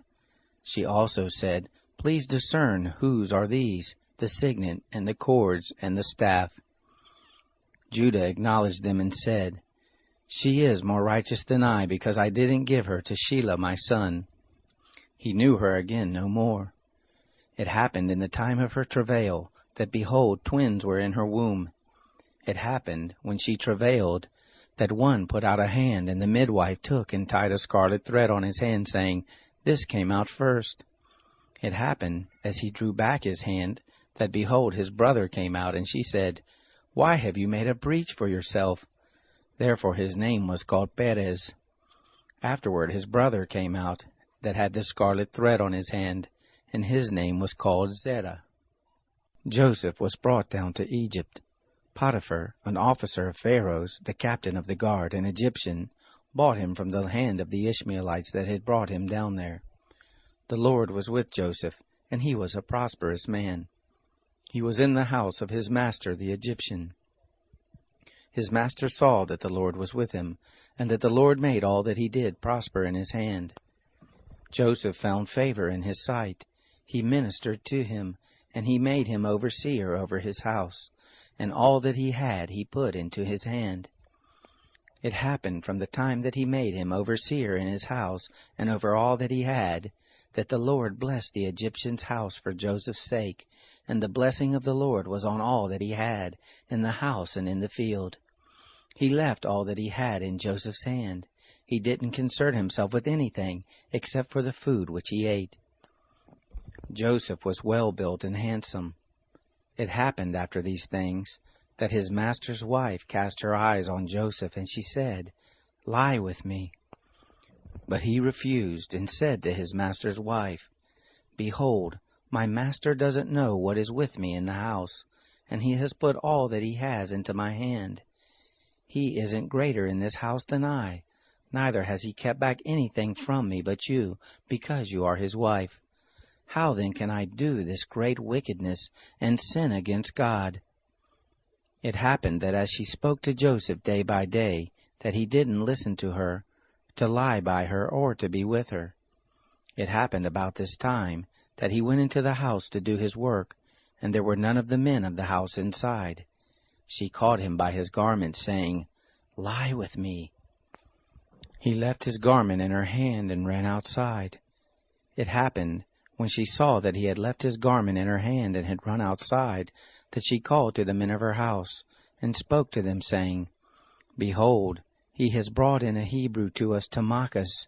He came in to me to lie with me, and I cried with a loud voice. It happened, when he heard that I lifted up my voice and cried, that he left his garment by me and ran outside. She laid up his garment by her until his master came home.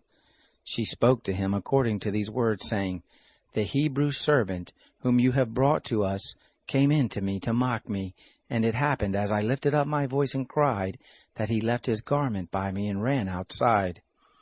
It happened, when his master heard the words of his wife which she spoke to him, saying, "This is what your servant did to me," that his wrath was kindled.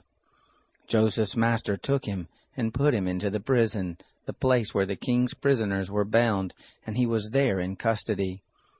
But the Lord was with Joseph and showed kindness to him, and gave him favor in the sight of the keeper of the prison. The keeper of the prison committed to Joseph's hand all the prisoners who were in the prison. Whatever they did there, he was the doer of it. The keeper of the prison didn't look after anything that was under his hand, because the Lord was with him, and that which he did, the Lord made it prosper.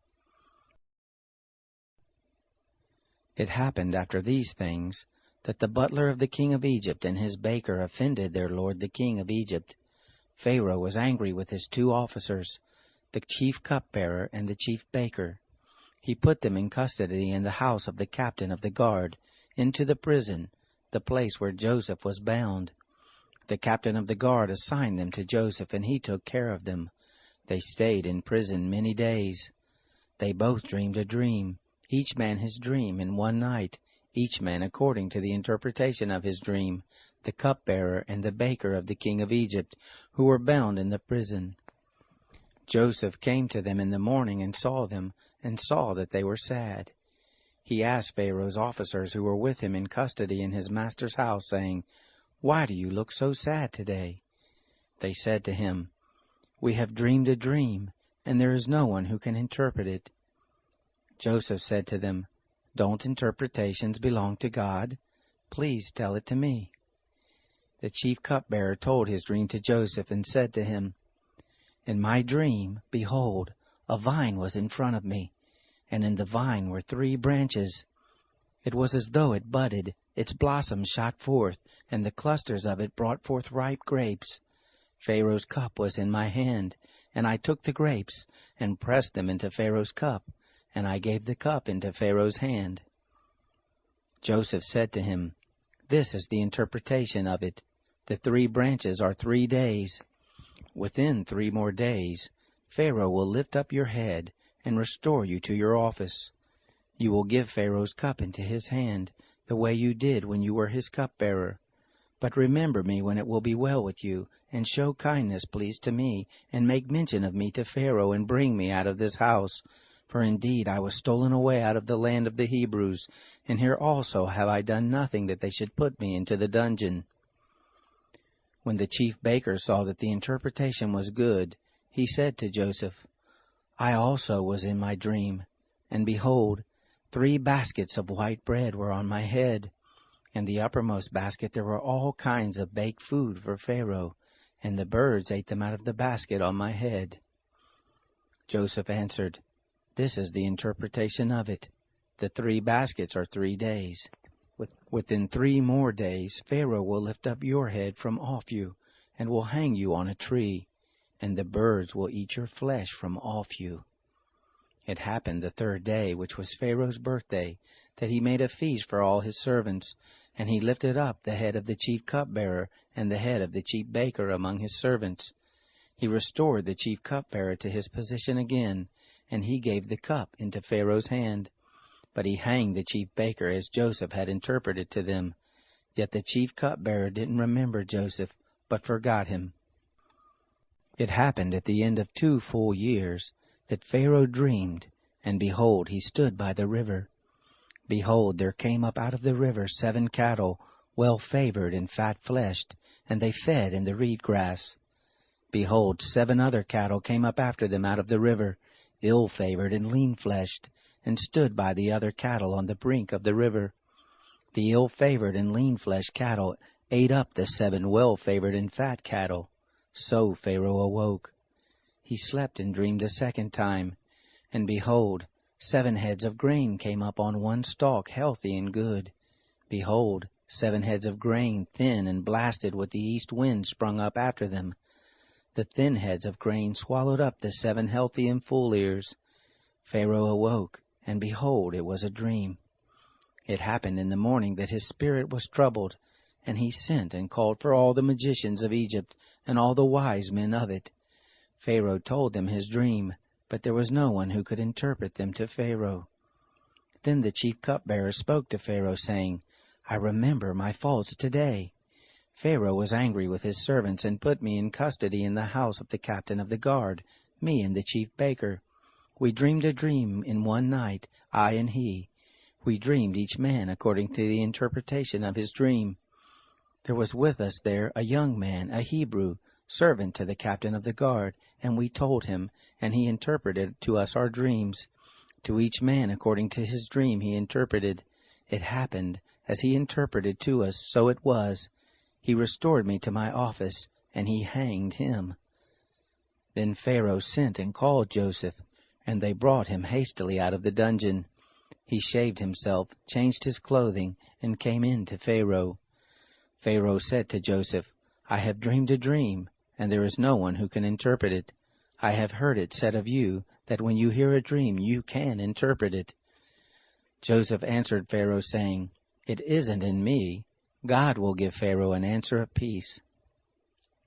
Pharaoh spoke to Joseph, "In my dream, behold, I stood on the brink of the river, and behold, there came up out of the river 7 cattle, fat-fleshed and well-favored. They fed in the reed grass. And behold, 7 other cattle came up after them, poor and very ill-favored and lean-fleshed, such as I never saw in all the land of Egypt for ugliness. The lean and ill-favored cattle ate up the first 7 fat cattle. And when they had eaten them up, it couldn't be known that they had eaten them, but they were still ill-favored as at the beginning. So I awoke. I saw in my dream, and behold, 7 heads of grain came up on one stalk, full and good. And behold, 7 heads of grain, withered, thin and blasted with the east wind, sprung up after them. The thin heads of grain swallowed up the 7 good heads of grain. I told it to the magicians, but there was no one who could explain it to me." Joseph said to Pharaoh, "The dream of Pharaoh is one. What God is about to do he has declared to Pharaoh. The 7 good cattle are 7 years, and the 7 good heads of grain are 7 years. The dream is one. The 7 lean and ill-favored cattle that came up after them are 7 years, and also the 7 empty heads of grain, blasted with the east wind. They will be 7 years of famine. This is the thing which I spoke to Pharaoh, what God is about to do. He has shown to Pharaoh. Behold, there come 7 years of great plenty throughout all the land of Egypt. There will arise after them 7 years of famine, and all the plenty will be forgotten in the land of Egypt. The famine will consume the land, and the plenty will not be known in the land by reason of that famine which follows, for it will be very grievous. The dream was doubled to Pharaoh, because the thing is established by God, and God will shortly bring it to pass. Now therefore let Pharaoh look for a discreet and wise man, and set him over the land of Egypt. Let Pharaoh do this, and let him appoint overseers over the land, and take up the 5th part of the land of Egypt's produce in the 7 plenteous years. Let them gather all the food of these good years that come, and lay up grain under the hand of Pharaoh for food in the cities, and let them keep it. The food will be for a store to the land against the 7 years of famine, which will be in the land of Egypt, that the land not perish through the famine. The thing was good in the eyes of Pharaoh and in the eyes of all his servants. Pharaoh said to his servants, Can we find such a one as this, a man in whom is the Spirit of God? Pharaoh said to Joseph, Because God has shown you all of this, there is none so discreet and wise as you. You shall be over my house, and according to your word will all my people be ruled. Only in the throne I will be greater than you. Pharaoh said to Joseph, Behold, I have set you over all the land of Egypt. Pharaoh took off his signet ring from his hand and put it on Joseph's hand, and arrayed him in robes of fine linen, and put a gold chain about his neck. And he made him to ride in the 2nd chariot which he had. They cried before him, Bow the knee. He set him over all the land of Egypt. Pharaoh said to Joseph, I am Pharaoh, and without you shall no man lift up his hand or his foot in all the land of Egypt. Pharaoh called Joseph's name Zaphenath-Paneah, and he gave him Asenath, the daughter of Potiphera, priest of On, as a wife. Joseph went out over all the land of Egypt. Joseph was 30 years old when he stood before Pharaoh, king of Egypt. Joseph went out from the presence of Pharaoh, and went throughout all the land of Egypt. And the 7 plenteous years the earth brought forth abundantly. He gathered up all the food of the 7 years which were in the land of Egypt, and laid up the food in the cities. The food of the field which was round about every city he laid up in the same. Joseph laid up grain as the sand of the sea, very much until he stopped counting, for it was without number. To Joseph were born 2 sons before the year of famine came, whom Asenath, the daughter of Potiphera, priest of On, bore to him. Joseph called the name of the firstborn Manasseh, for he said, God has made me forget all my toil, and all my father's house. The name of the second he called Ephraim, for God has made me fruitful in the land of my affliction. The 7 years of plenty that was in the land of Egypt came to an end. The 7 years of famine began to come, just as Joseph had said. There was famine in all lands, but in all the land of Egypt there was bread. When all the land of Egypt was famished, the people cried to Pharaoh for bread, and Pharaoh said to the Egyptians, Go to Joseph, what he says to you do. The famine was over all the surface of the earth. Joseph opened all the storehouses and sold to the Egyptians. The famine was severe in the land of Egypt. All countries came into Egypt to Joseph to buy grain, because the famine was severe in all the earth.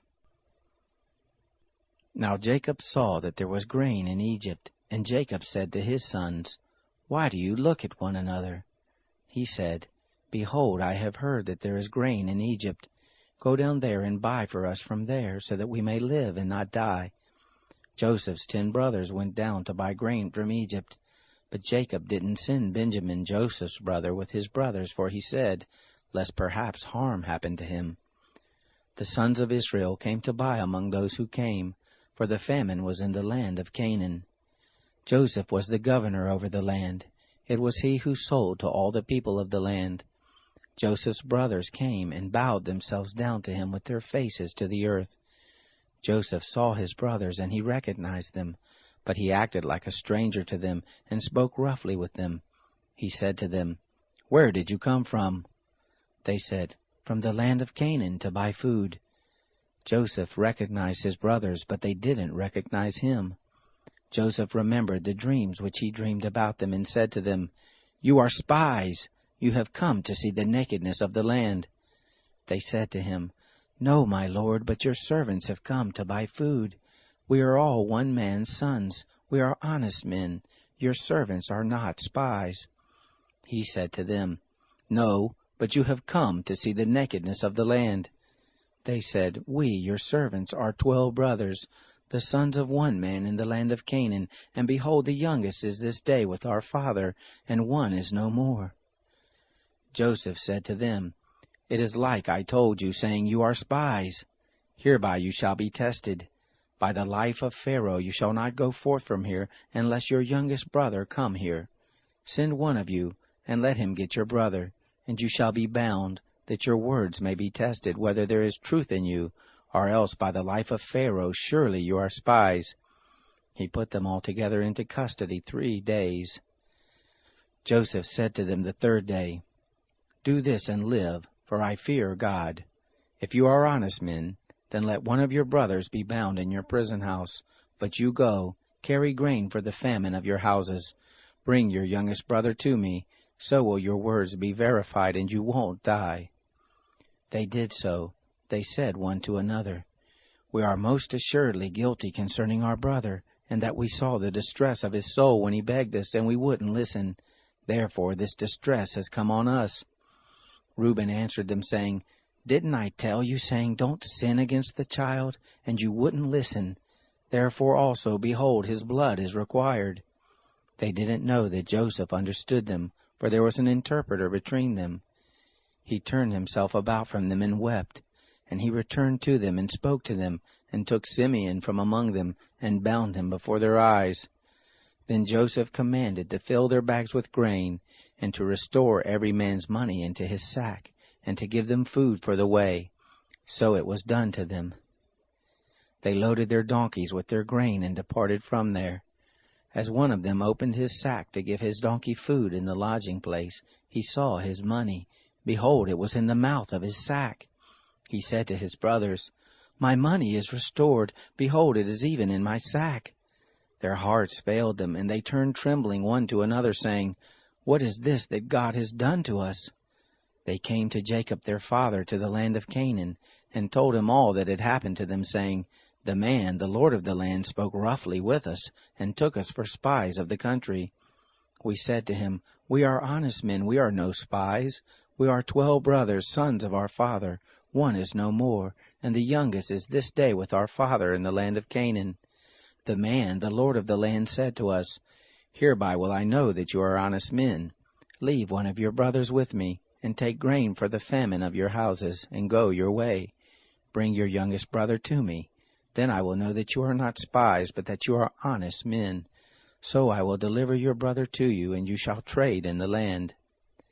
It happened as they emptied their sacks, that behold, every man's bundle of money was in his sack. When they and their father saw their bundles of money, they were afraid. Jacob their father said to them, "You have bereaved me of my children. Joseph is no more, Simeon is no more, and you want to take Benjamin away. All these things are against me." Reuben spoke to his father, saying, "Kill my 2 sons if I don't bring him to you. Deliver him into my hand, and I will bring him to you again." He said, "My son shall not go down with you, for his brother is dead, and he only is left. If harm happens to him by the way in which you go, then you will bring down my gray hairs with sorrow to Sheol." The famine was severe in the land. It happened, when they had eaten up the grain which they had brought out of Egypt, their father said to them, "Go again, buy us a little more food." Judah spoke to him, saying, "The man solemnly warned us, saying, You shall not see my face unless your brother is with you. If you will send our brother with us, we will go down and buy you food.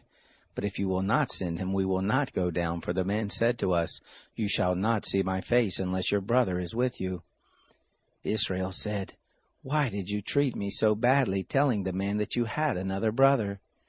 They said, "The man asked directly concerning ourselves and concerning our relatives, saying, 'Is your father still alive? Have you another brother?'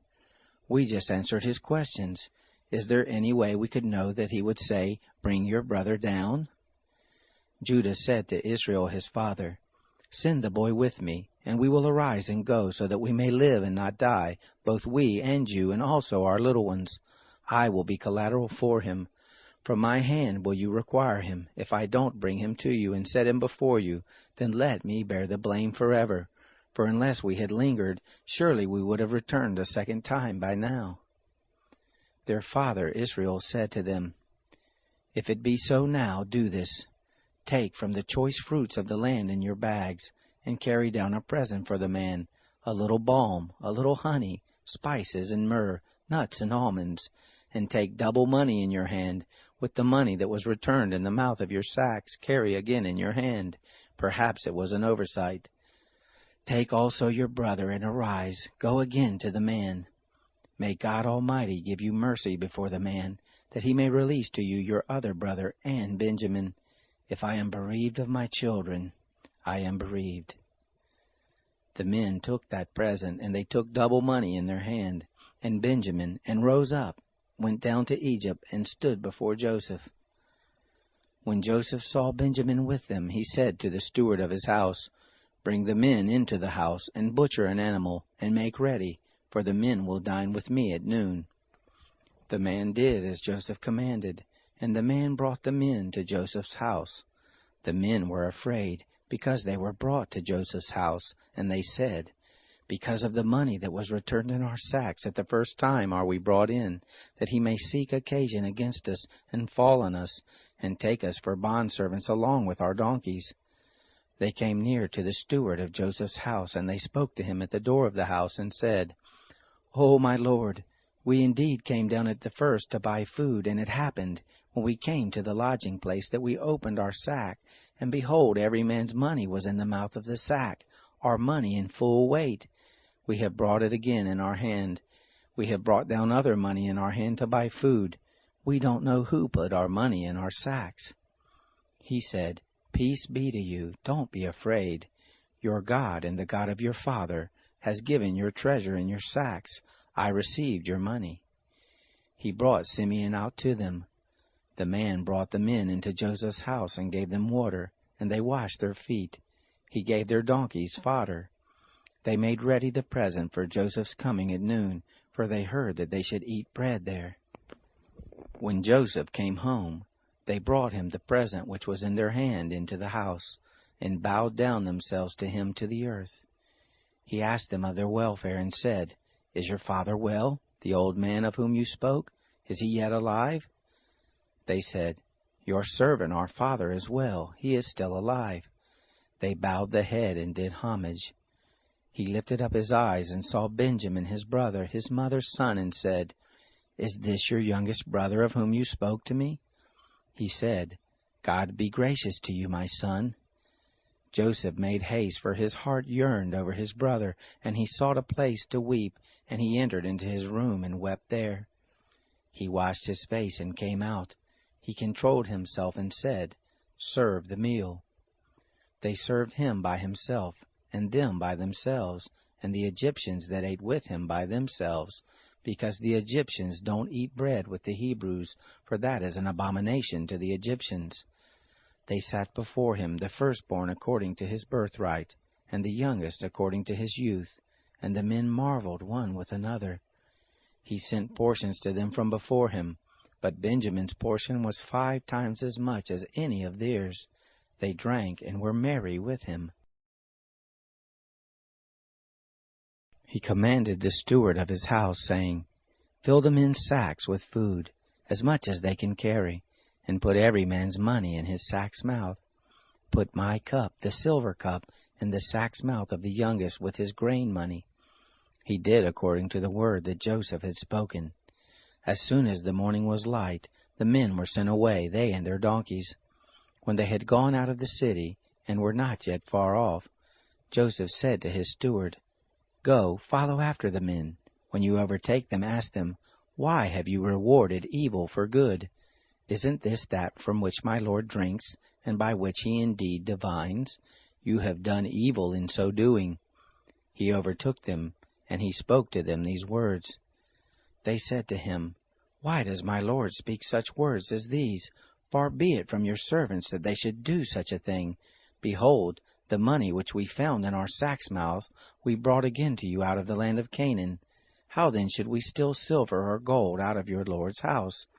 With whoever of your servants it be found, let him die, and we also will be my Lord's bondservants." He said, "Now also let it be according to your words. He with whom it is found will be my bondservant, and you will be blameless." Then they hurried, and took down every man his sack to the ground, and opened every man his sack. He searched, beginning with the eldest, and ending at the youngest. The cup was found in Benjamin's sack. Then they tore their clothes, and loaded every man his donkey, and returned to the city. Judah and his brothers came to Joseph's house, and he was still there. They fell on the ground before him. Joseph said to them, "What deed is this that you have done? Don't you know that such a man as I can indeed divine?" Judah said, "What will we tell, my lord? What will we speak?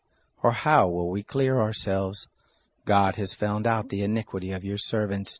Behold, we are my Lord's bondservants, both we, and he also in whose hand the cup is found." He said, "Far be it from me that I should do so. The man in whose hand the cup is found, he will be my bondservant. But as for you, go up in peace to your father."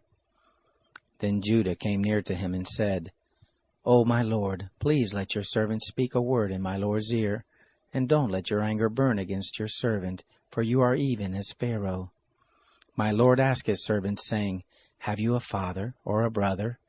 We said to my lord, 'We have a father, an old man, and a child of his old age, a little one, and his brother is dead, and he alone is left of his mother, and his father loves him.' You said to your servants, 'Bring him down to me, that I may set my eyes on him.' We said to my lord, 'The boy can't leave his father, for if he should leave his father would die.' You said to your servants, 'Unless your youngest brother comes down with you, you will see my face no more.' It happened, when we came up to your servant my father, we told him the words of my lord. Our father said, 'Go again, buy us a little food.' We said, 'We can't go down. If our youngest brother is with us, then we will go down, for we may not see the man's face unless our youngest brother is with us.' Your servant my father said to us, 'You know that my wife bore me 2 sons, and the one went out from me, and I said, Surely he is torn in pieces, and I haven't seen him since. If you take this one also from me, and harm happens to him, you will bring down my gray hairs with sorrow to Sheol. Now therefore, when I come to your servant my father, and the boy is not with us, seeing that his life is bound up in the boy's life, it will happen, when he sees that the boy is no more, that he will die. Your servants will bring down the gray hairs of your servant our father with sorrow to Sheol.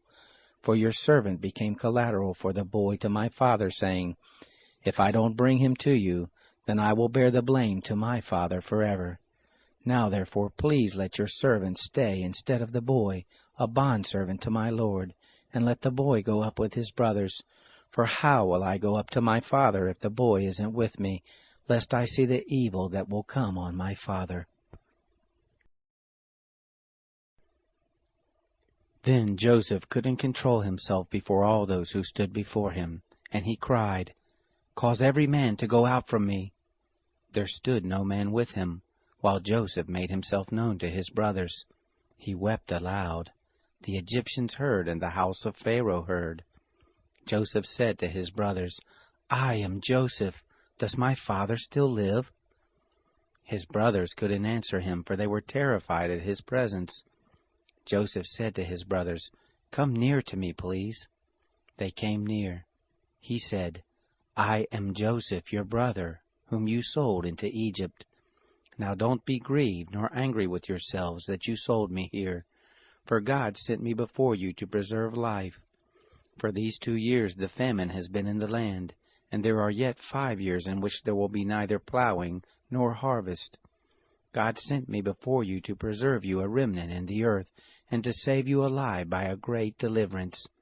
So now it wasn't you who sent me here, but God, and he has made me a father to Pharaoh, lord of all his house, and ruler over all the land of Egypt.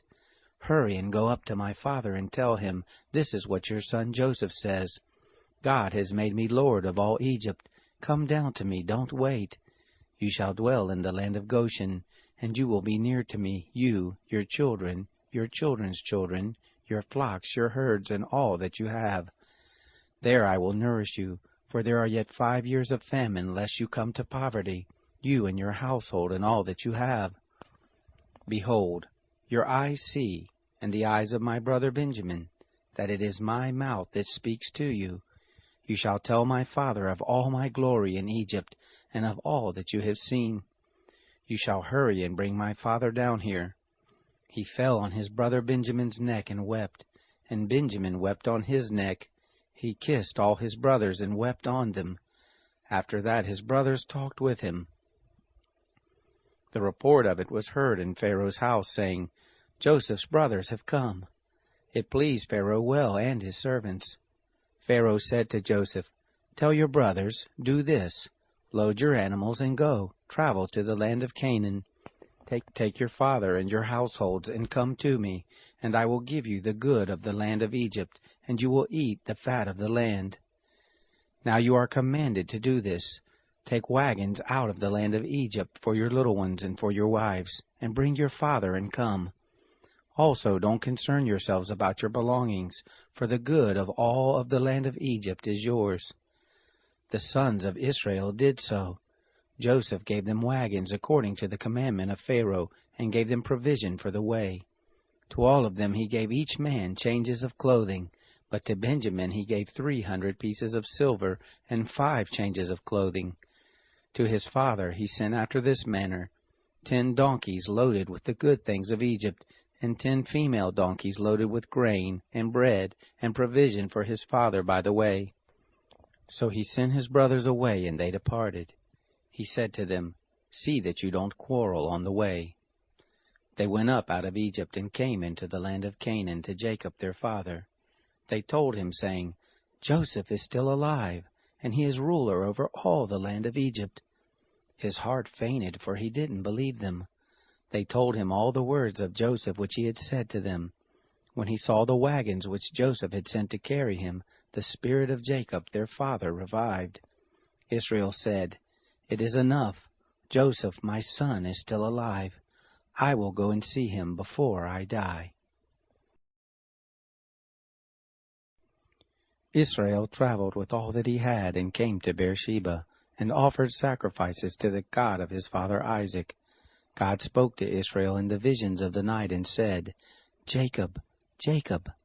He said, Here I am. He said, I am God, the God of your father. Don't be afraid to go down into Egypt, for there I will make of you a great nation. I will go down with you into Egypt. I will also surely bring you up again. Joseph will close your eyes. Jacob rose up from Beersheba, and the sons of Israel carried Jacob their father, their little ones and their wives, in the wagons which Pharaoh had sent to carry him. They took their cattle and their goods, which they had gotten in the land of Canaan, and came into Egypt, Jacob and all his seed with him, his sons and his sons' sons with him, his daughters and his sons' daughters, and he brought all his seed with him into Egypt. These are the names of the children of Israel who came into Egypt. Jacob and his sons, Reuben, Jacob's firstborn, the sons of Reuben, Hanok, Palu, Hezron, and Carmi, the sons of Simeon, Jemuel, Jamin, Ohad, Jachin, Zohar, and Shaul, the son of a Canaanite woman, the sons of Levi, Gershon, Kohath, and Merari, the sons of Judah, Onan, Shelah, Perez, and Zerah. But and Onan died in the land of Canaan. The sons of Perez were Hezron and Hamul. The sons of Issachar, Tola, Puva, Iob, and Shimron. The sons of Zebulun, Sered, Elon, and Shalil. These are the sons of Leah, whom she bore to Jacob in Padan Aram, with his daughter Dinah. All the souls of his sons and his daughters were 33. The sons of Gad, Ziphion, Hagi, Shunai, Esbon, Eri, Arodai, and Areli. The sons of Asher, Imnah, Ishva, Ishvi, Beriah, and Sarah their sister. The sons of Beriah, Eber, and Malchiel. These are the sons of Zilpah, whom Laban gave to Leah, his daughter, and these she bore to Jacob, even 16 souls. The sons of Rachel, Jacob's wife, Joseph and Benjamin. To Joseph in the land of Egypt were born Manasseh and Ephraim, whom Asenath, the daughter of Potipherah, priest of On, bore to him. The sons of Benjamin, Bela, Becher, Ashbel, Gera, Naaman, Ehi, Rosh, Mupim, Hupim, and Ard. These are the sons of Rachel, who were born to Jacob. All the souls were 14. The son of Dan, Hushim. The sons of Naphtali, Jazil, Gunai, Jezer, and Shelim. These are the sons of Bilhah, whom Laban gave to Rachel his daughter, and these she bore to Jacob. All the souls were 7. All the souls who came with Jacob into Egypt, who were his direct descendants besides Jacob's sons' wives, all the souls were 66. The sons of Joseph, who were born to him in Egypt, were 2 souls. All the souls of the house of Jacob, who came into Egypt, were 70. He sent Judah before him to Joseph, to show the way before him to Goshen, and they came into the land of Goshen. Joseph made ready his chariot and went up to meet Israel his father in Goshen. He presented himself to him, and fell on his neck, and wept on his neck a good while. Israel said to Joseph, "Now let me die, since I have seen your face, that you are still alive." Joseph said to his brothers and to his father's house, "I will go up and speak with Pharaoh, and will tell him, My brothers and my father's house, who are in the land of Canaan, have come to me. These men are shepherds, for they have been keepers of cattle, and they have brought their flocks and their herds and all that they have. It will happen when Pharaoh summons you, and will say, What is your occupation? That you shall say, Your servants have been keepers of cattle from our youth, even until now, both we and our fathers, that you may dwell in the land of Goshen. For every shepherd is an abomination to the Egyptians." Then Joseph went in and told Pharaoh, and said, My father and my brothers, with their flocks, their herds, and all that they own, have come out of the land of Canaan, and behold, they are in the land of Goshen. From among his brothers he took 5 men, and presented them to Pharaoh. Pharaoh said to his brothers, What is your occupation? They said to Pharaoh, Your servants are shepherds, both we and our fathers. They said to Pharaoh, We have come to live as foreigners in the land, for there is no pasture for your servants' flocks. For the famine is severe in the land of Canaan. Now therefore please let your servants dwell in the land of Goshen. Pharaoh spoke to Joseph, saying, Your father and your brothers have come to you. The land of Egypt is before you. Make your father and your brothers dwell in the best of the land. Let them dwell in the land of Goshen. If you know any able men among them, then put them in charge of my cattle. Joseph brought in Jacob his father, and set him before Pharaoh. And Jacob blessed Pharaoh. Pharaoh said to Jacob, How many are the days of the years of your life? Jacob said to Pharaoh, The days of the years of my pilgrimage are 130 years. Few and evil have been the days of the years of my life, and they have not attained to the days of the years of the life of my fathers in the days of their pilgrimage. Jacob blessed Pharaoh, and went out from the presence of Pharaoh. Joseph placed his father and his brothers, and gave them a possession in the land of Egypt, in the best of the land, in the land of Ramses, as Pharaoh had commanded. Joseph nourished his father, his brothers, and all of his father's household with bread according to their families. There was no bread in all the land, for the famine was very severe, so that the land of Egypt and the land of Canaan fainted by reason of the famine. Joseph gathered up all the money that was found in the land of Egypt and in the land of Canaan, for the grain which they bought, and Joseph brought the money into Pharaoh's house. When the money was all spent in the land of Egypt and in the land of Canaan, all the Egyptians came to Joseph and said, "Give us bread, for why should we die in your presence? For our money fails." Joseph said, "Give your cattle, and I will give you food for your cattle, if money fails."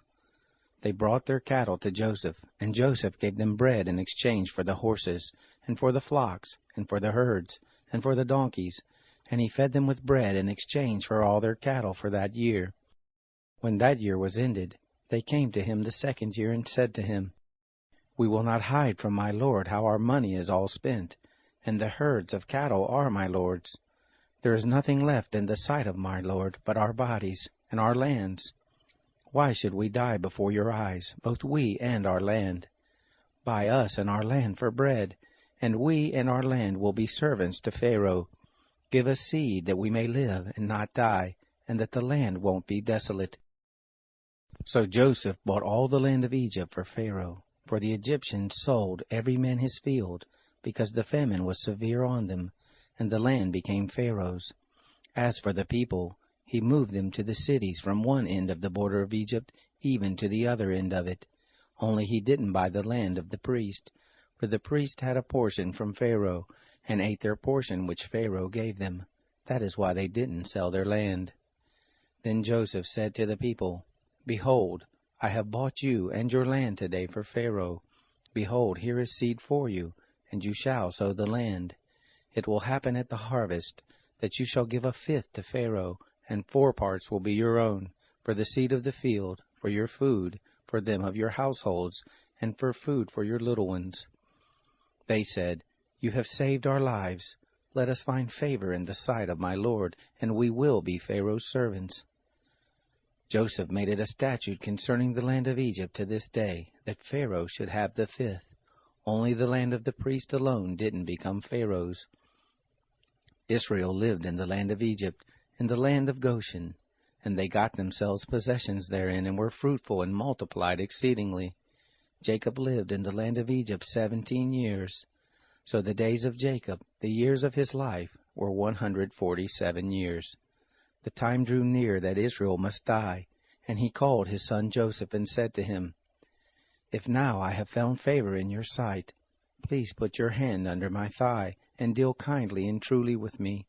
Please don't bury me in Egypt, but when I sleep with my fathers, you shall carry me out of Egypt, and bury me in their burying place." He said, "I will do as you have said." He said, "Swear to me." And he swore to him. Israel bowed himself on the bed's head.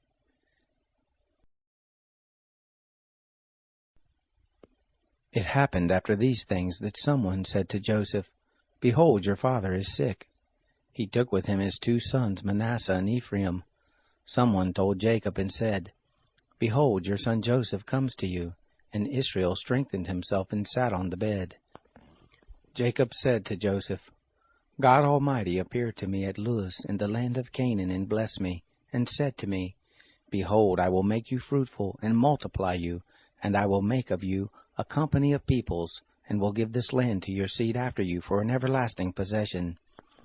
Now your 2 sons, who were born to you in the land of Egypt before I came to you into Egypt, are mine, Ephraim and Manasseh, even as Reuben and Simeon will be mine. Your issue, who you have become father of after them, will be yours. They will be called after the name of their brothers in their inheritance. As for me, when I came from Padan, Rachel died by me in the land of Canaan in the way, when there was still some distance to come to Ephrath, and I buried her there in the way to Ephrath, the same is Bethlehem." Israel saw Joseph's sons and said, "Who are these?" Joseph said to his father, "They are my sons whom God has given me here." He said, "Please bring them to me, and I will bless them." Now the eyes of Israel were dim for age, so that he couldn't see. He brought them near to him, and he kissed them and embraced them. Israel said to Joseph, "I didn't think I would see your face, and behold, God has let me see your seed also." Joseph brought them out from between his knees, and he bowed himself with his face to the earth. Joseph took them both, Ephraim in his right hand toward Israel's left hand, and Manasseh in his left hand toward Israel's right hand, and brought them near to him. Israel stretched out his right hand, and laid it on Ephraim's head, who was the younger, and his left hand on Manasseh's head, guiding his hands knowingly, for Manasseh was the firstborn. He blessed Joseph and said, "The God before whom my fathers Abraham and Isaac did walk, the God who has fed me all my life to this day, the angel who has redeemed me from all evil, bless the lads, and let my name be named on them, and the name of my fathers Abraham and Isaac. Let them grow into a multitude in the midst of the earth." When Joseph saw that his father laid his right hand on the head of Ephraim, it displeased him. He held up his father's hand to remove it from Ephraim's head to Manasseh's head. Joseph said to his father, "Not so, my father, for this is the firstborn. Put your right hand on his head." His father refused and said, "I know, my son, I know. He also will become a people, and he also will be great. However, his younger brother will be greater than he, and his seed will become a multitude of nations." He blessed him that day, saying, "In you will Israel bless, saying, God make you as Ephraim and as Manasseh." He set Ephraim before Manasseh. Israel said to Joseph, "Behold, I am dying, but God will be with you, and bring you again to the land of your fathers. Moreover, I have given to you one portion above your brothers, which I took out of the hand of the Amorite with my sword and with my bow." Jacob called to his sons and said, "Gather yourselves together, that I may tell you that which will happen to you in the days to come. Assemble yourselves and hear, you sons of Jacob. Listen to Israel your father. Reuben, you are my firstborn, my might and the beginning of my strength, the preeminence of dignity and the preeminence of power. Boiling over as water, you shall not have the preeminence, because you went up to your father's bed, then defiled it. He went up to my couch. Simeon and Levi are brothers. Weapons of violence are their swords. My soul, don't come into their council. My glory, don't be united to their assembly. For in their anger they killed a man. In their self-will they hamstrung an ox. Cursed be their anger, for it was fierce, and their wrath, for it was cruel. I will divide them in Jacob, scatter them in Israel. Judah, your brothers will praise you. Your hand will be on the neck of your enemies. Your father's sons will bow down before you. Judah is a lion's cub. From the prey, my son, you have gone up.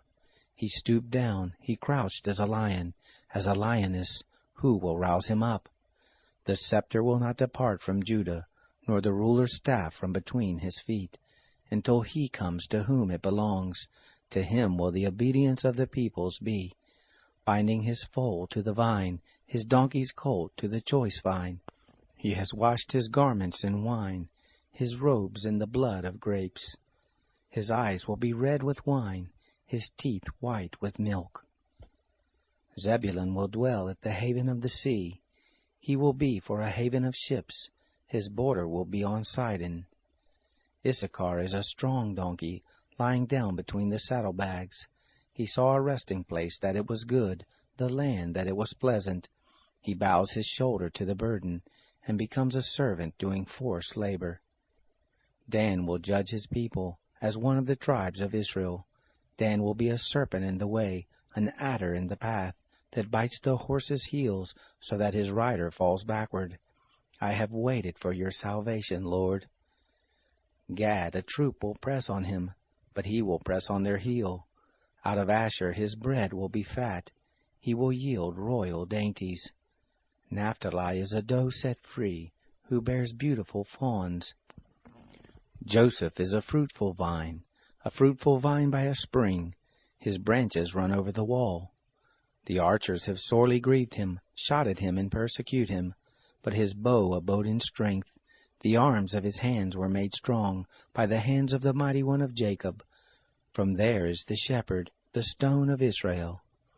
Even by the God of your father who will help you, by the Almighty who will bless you with the blessings of heaven above, blessings of the deep that lies below, blessings of the breast and of the womb. The blessings of your father have prevailed above the blessings of the ancient mountains, above the bounty of the age-old hills. They will be on the head of Joseph, on the crown of the head of him who is separated from his brothers. Benjamin is a ravenous wolf. In the morning he will devour the prey. At evening he will divide the spoil. All these are the 12 tribes of Israel, and this is what their father spoke to them and blessed them. He blessed everyone according to his blessing. He charged them and said to them, I am to be gathered to my people. Bury me with my fathers in the cave that is in the field of Ephron the Hittite, in the cave that is in the field of Machpelah, which is before Mamre in the land of Canaan, which Abraham bought with the field from Ephron the Hittite as a burial place. There they buried Abraham and Sarah his wife. There they buried Isaac and Rebekah his wife. And there I buried Leah. The field and the cave that is therein, which was purchased from the children of Heth. When Jacob made an end of charging his sons, he gathered up his feet into the bed, and yielded up the spirit, and was gathered to his people. Joseph fell on his father's face, wept on him, and kissed him. Joseph commanded his servants the physicians to embalm his father, and the physicians embalmed Israel. 40 days were fulfilled for him, for that is how many days it takes to embalm. The Egyptians wept for him for 70 days. When the days of weeping for him were past, Joseph spoke to the house of Pharaoh, saying, If I have now found favor in your eyes, please speak in the ears of Pharaoh, saying, My father made me swear, saying, Behold, I am dying. Bury me in my grave which I have dug for myself in the land of Canaan. Now, therefore, please let me go up and bury my father, and I will come again. Pharaoh said, Go up and bury your father, just like he made you swear. Joseph went up to bury his father, and with him went up all the servants of Pharaoh, the elders of his house, and all the elders of the land of Egypt, all the house of Joseph, his brothers, and his father's house. Only their little ones, their flocks, and their herds they left in the land of Goshen. They went up with him, both chariots and horsemen. It was a very great company. They came to the threshing floor of Atad, which is beyond the Jordan, and there they lamented with a very great and sore lamentation. He mourned for his father 7 days. When the inhabitants of the land, the Canaanites, saw the mourning in the floor of Atad, they said, This is a grievous mourning by the Egyptians. Therefore the name of it was called Abel Mizraim, which is beyond the Jordan. His sons did to him just as he commanded them. For his sons carried him into the land of Canaan, and buried him in the cave of the field of Machpelah, which Abraham bought with the field, for a possession of a burying place, from Ephron the Hittite, before Mamre. Joseph returned into Egypt, he and his brothers, and all that went up with him to bury his father, after he had buried his father. When Joseph's brothers saw that their father was dead, they said, It may be that Joseph will hate us, and will fully pay us back for all of the evil which we did to him. They sent a message to Joseph, saying, Your father commanded before he died, saying, So you shall tell Joseph, Please now forgive the disobedience of your brothers and their sin, because they did evil to you. Now please forgive the disobedience of the servants of the God of your father. Joseph wept when they spoke to him. His brothers also went and fell down before his face, and they said, Behold, we are your servants. Joseph said to them, Don't be afraid, for am I in the place of God? As for you, you meant evil against me, but God meant it for good, to bring to pass, as it is this day, to save many people alive. Now therefore don't be afraid. I will nourish you and your little ones. He comforted them and spoke kindly to them. Joseph lived in Egypt, he and his father's house. Joseph lived 110 years. Joseph saw Ephraim's children to the 3rd generation. The children also of Machir, the son of Manasseh, were born on Joseph's knees. Joseph said to his brothers, I am dying, but God will surely visit you, and bring you up out of this land to the land which he swore to Abraham, to Isaac, and to Jacob. Joseph took an oath of the children of Israel, saying, God will surely visit you, and you shall carry up my bones from here. So Joseph died, being 110 years old, and they embalmed him, and he was put in a coffin in Egypt.